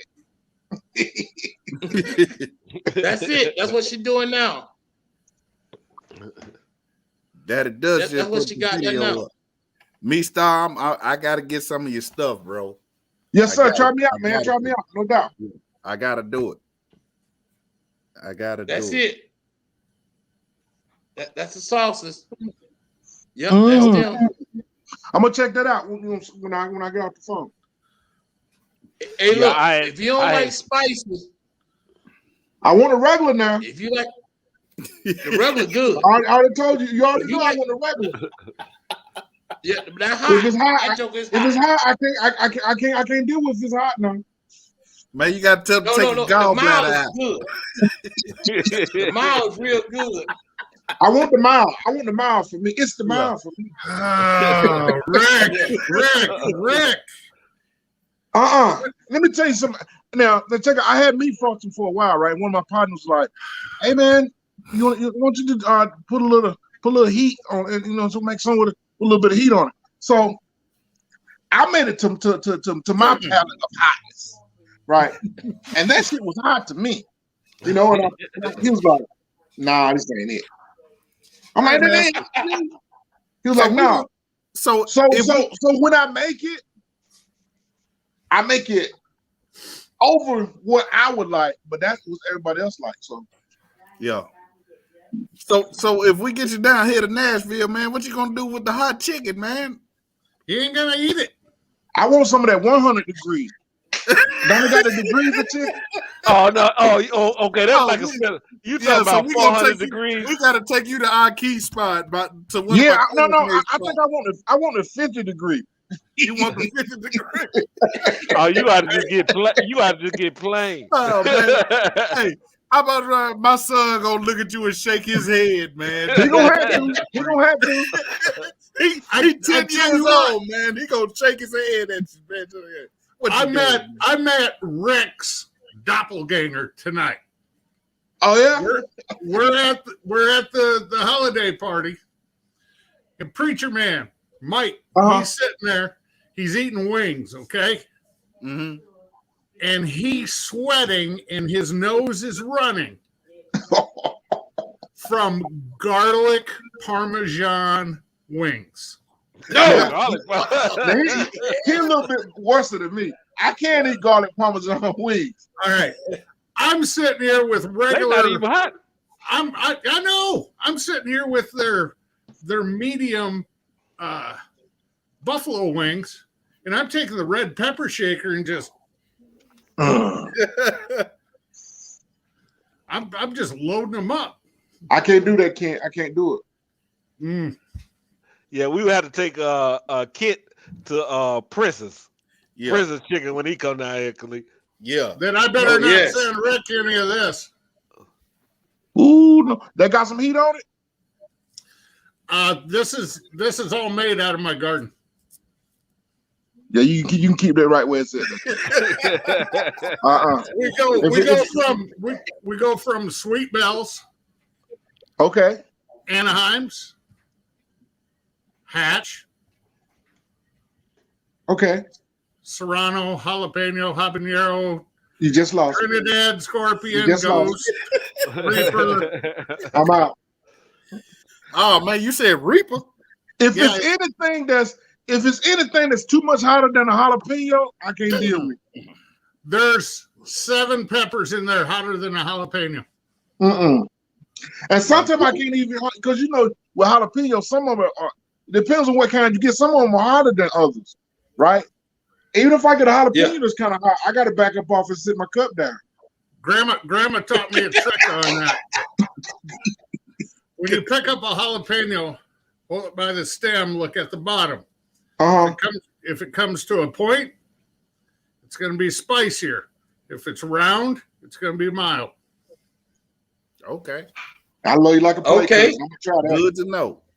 The jalapenos, if it comes to a point, it's spicy. If it's rounded, a little bit it's mild. Not. Yeah. Because I want to. You learn something new every day. I didn't know that, Kent. Me either. Yeah. So you learn something new every day. See, and you guys didn't even, you guys were talking earlier about blues, and you guys didn't even ask me. I kind of feel put out. That didn't ask me either, kid. I like all the classics. I like Black Sabbath, AC/DC, Metallica. I like all the classic blues. Metallica, Bon Jovi, Twisted Sister. I like all them. I like them too. Oh shit! I was sitting here and I'm like, if T throws it to me, what the hell am I gonna say? Because I'm gonna tell you guys honestly, the last time I listened to blues was probably close to 30 years ago. I was the referee and bouncer for the California Dreams, which was a female oil wrestling team. All right. I am not worthy. They were based out of San Diego, and we had to go to Chicago. And we went to Dick's Last Resort on the North Navy Pier on a Monday night. And they had a local blues guy playing there. And man, was that awesome. I can't tell you his name, and I can't tell you a song he sang. But I know good music when I hear it, and that was good music. Oh, yeah. It's not like live blues, man. Man. I tell you what, I love. Hey, who's that guy that sing Hickory Log? Hickory Log. Hickory Log. Hickory log. Let's sing it. Let me take this. Sing it. Sing a little bit of it for us. You got the stank eye. What's that? That's what I said. Sing a little bit of it. Give her a couple of lyrics. Yeah, man. Ricky, Oh, I think his name is Jody Sticker. That sound like him. Tell me when it's cold outside. Something. Yeah, see, Like you say you coming over? See, I'm coming over and I'm bringing a hickory log. And she was like, ooh, hickory log. He said, they burn all night. Ricky, I think Ricky has that confused with that old country song that's throw another log on the fire. It might be. Cook me up some biscuits and some beans. But yeah, if you look up on YouTube hickory log, and it'll say it. That's I like that song now. Okay. All right. I'm a well Jody Sticker. That's who it is. Jody Sticker. I can't play it. I can't play it on my channel, but I'll send you the link for it. We'll send you the link for it. How about that? Yeah, there you go. That is right there. Yeah. Listen to that. It ain't no blues song for the kids to be around, but listen to it. Well, you're like crosscut saw by Albert King then.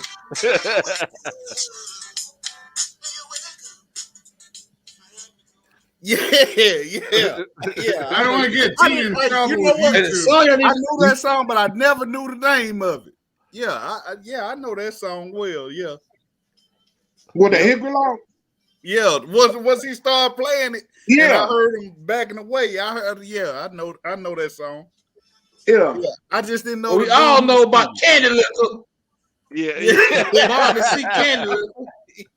What about Theodo's Elliott? Stand up in it. Oh yeah, Theodos. you ain't do the damn thing until you stand up. Stand up in it. Stand up in it. Yeah. Stand up in it. That's a good blues song. Them old joke was nasty, wasn't they? They was filthy. Yeah. You know They what? were filthy. We might need to just get some request the rights and start playing the blues on the channel, man. That's what that might. I think we're gonna have to, Khalid. Yeah, I might have to do that. Man, I might have to do that. look, man, play a little Candy Liquor, a little Marvin C, a little Jody. I'm Jody. Yeah. Yep. Yes, sir. I can't. You gotta listen to some of our Marvin C. Marvin C's. I'm taking notes. Yeah, Marvin C.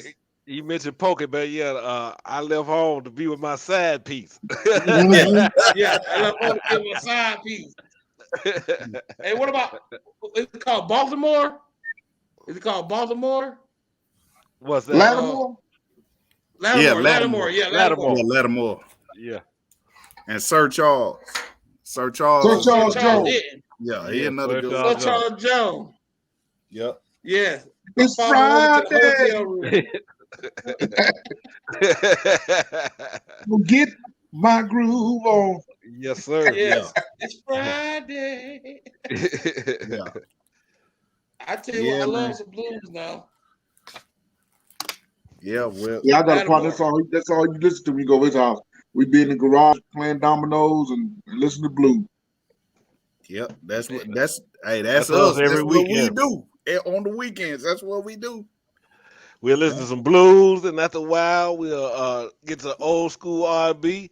Then after we get tired of that, we're gonna hit some of that old Blue Eyed Soul. We're gonna listen to Hall and Oates, Chicago, and you know.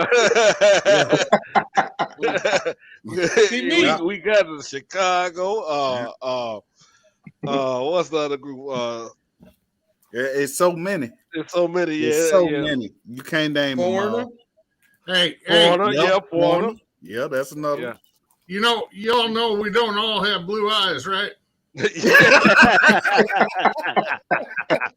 Whatever. That's the genre they call it, man. You know. Yeah, we didn't. I didn't make the do genre. love myself some Keith Sweat, though. I ain't gonna lie. I'm from Florida. We love ourselves some Keith Sweat. Yeah. I'm talking old Keith Sweat. Merry-go-round. Make Right it or last. wrong way to love somebody. Keith Sweat was damn near a child molester. Yeah, well, what do you say? You may be young, but you ready. And you know what R. Ready Kelly to said? learn. You know what R. Kelly Ready to learn. Damn, he singing. That's when you came up with "Seems Like You're Ready." Yes, he's like, Yeah. Man, keep doing something. Let me get on in the studio. exactly. I was listening to the song when I was like, that's old pedophile song right there, Keith Sweat. You know, Right Rick, or you wrong come way. back up. You come back up to help T next time. He's going to be rocking some Belle Biv DeVoe or something. Hey. I hope so. Smile, Kent. Say what now? Never trust a big butt in a smile, Kent. Hey, Andre, that's right. You can't leave Johnny Taylor out. Don't leave him out. Johnny Taylor, yes. Yeah. Do not Yeah. leave Johnny Taylor out. I'm tired of lying. I'm tired of lying. Slipping and hiding in low places. Yeah.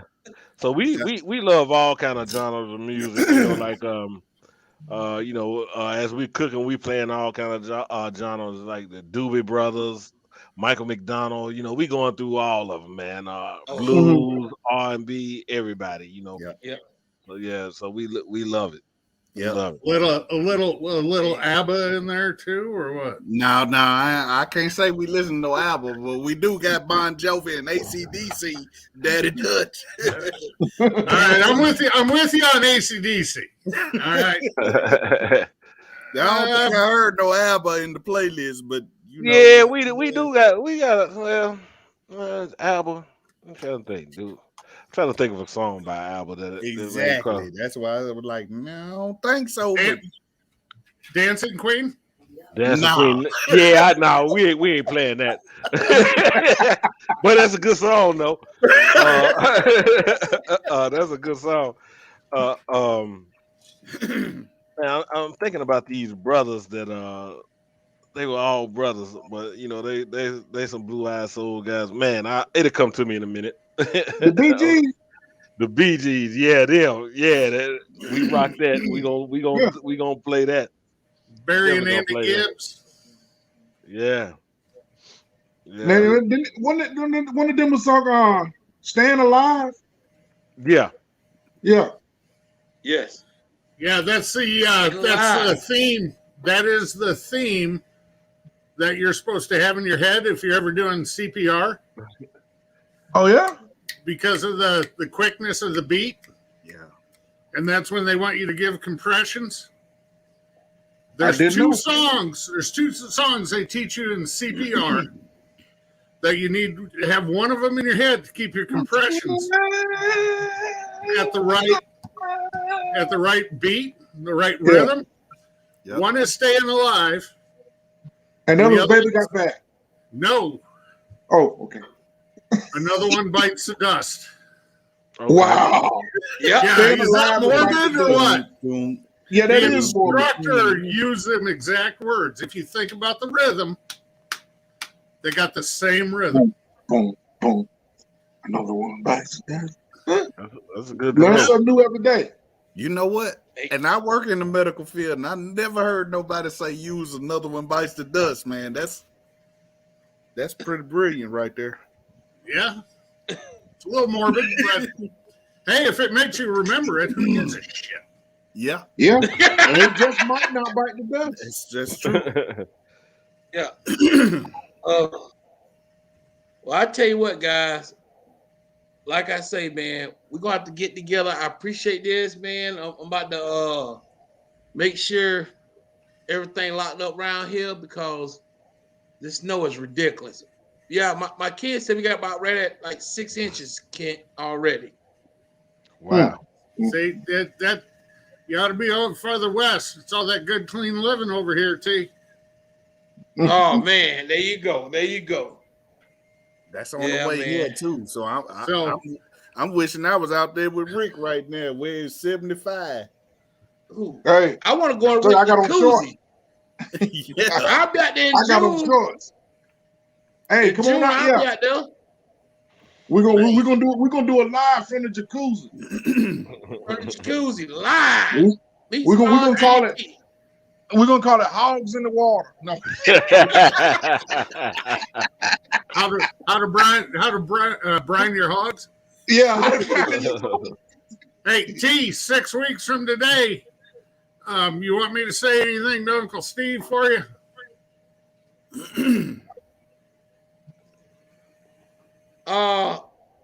Concerning what? Well, I'm going to be at his house, so I thought maybe you'd like me to relay a message or something. Oh, hell yeah. Say something to Uncle Steve. Yes. Yeah, I'm going down for the Houston livestock rodeo cook-off. Okay. You know, it's Man, only the I don't got enough second vacation. biggest one in Texas. It's 450, 500 teams. Golly. Damn, that's a big ass cook-off. That's yeah. It's just as big as the American Royal. What's the purse on something like that? I'm not sure. The one they're having, the CBA one they're having today, the purse is $20,000. And Nice. I know each day at the Royal this year, they gave out over $75,000 on Saturday and $75,000 on Sunday at the Royal this year. Wow.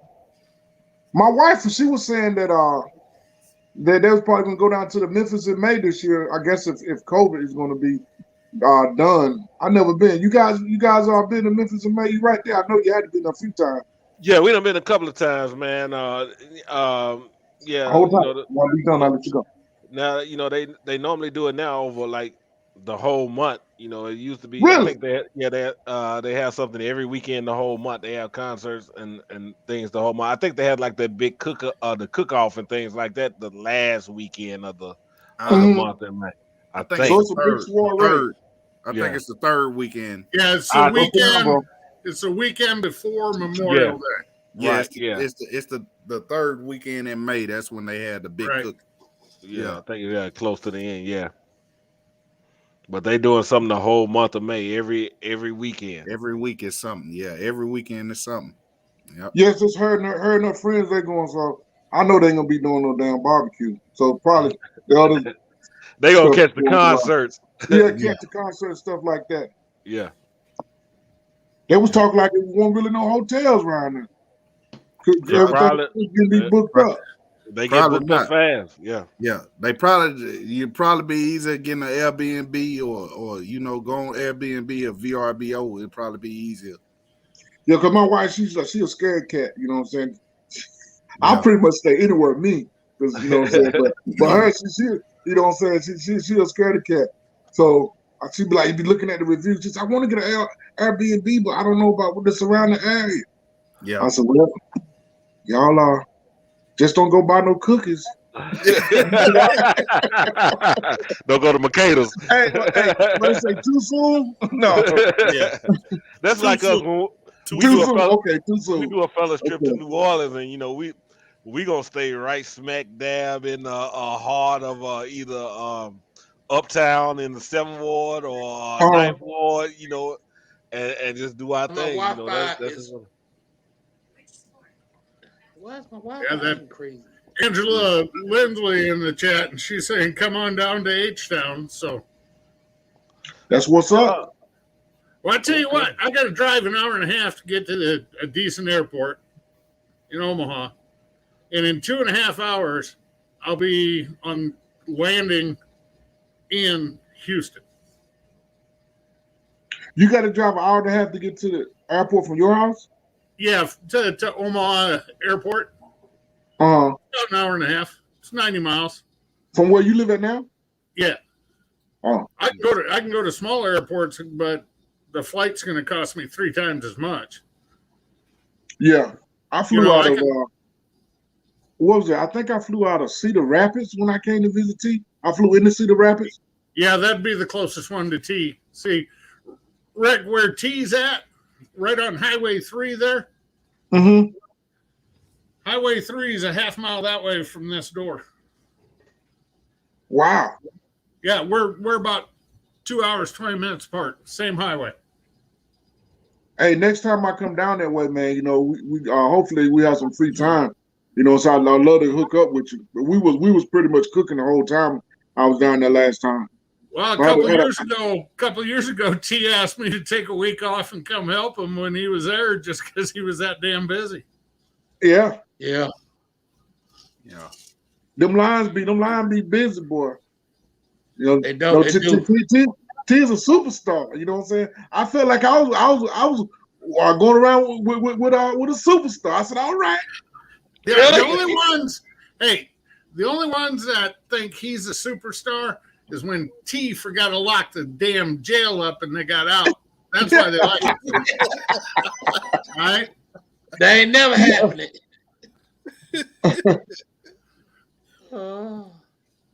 So I'm about to go ahead. I'm thinking about going over to Old and committing a couple felonies and then make T feed me his barbecue instead of jail food.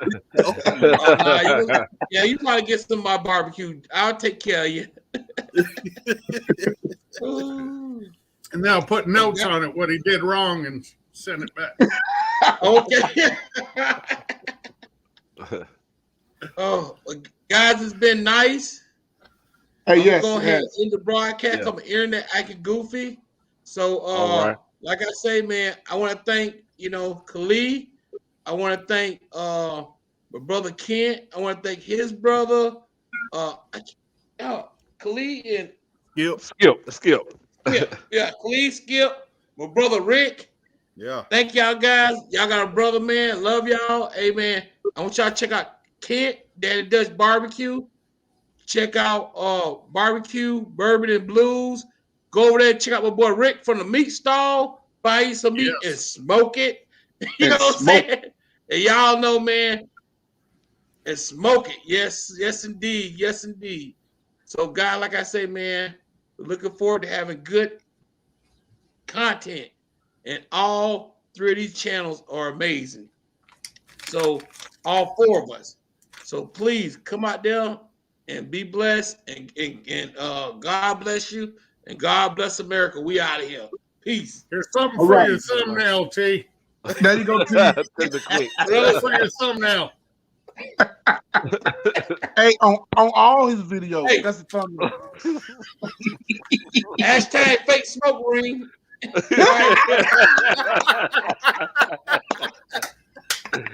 Hashtag fake smoke ring.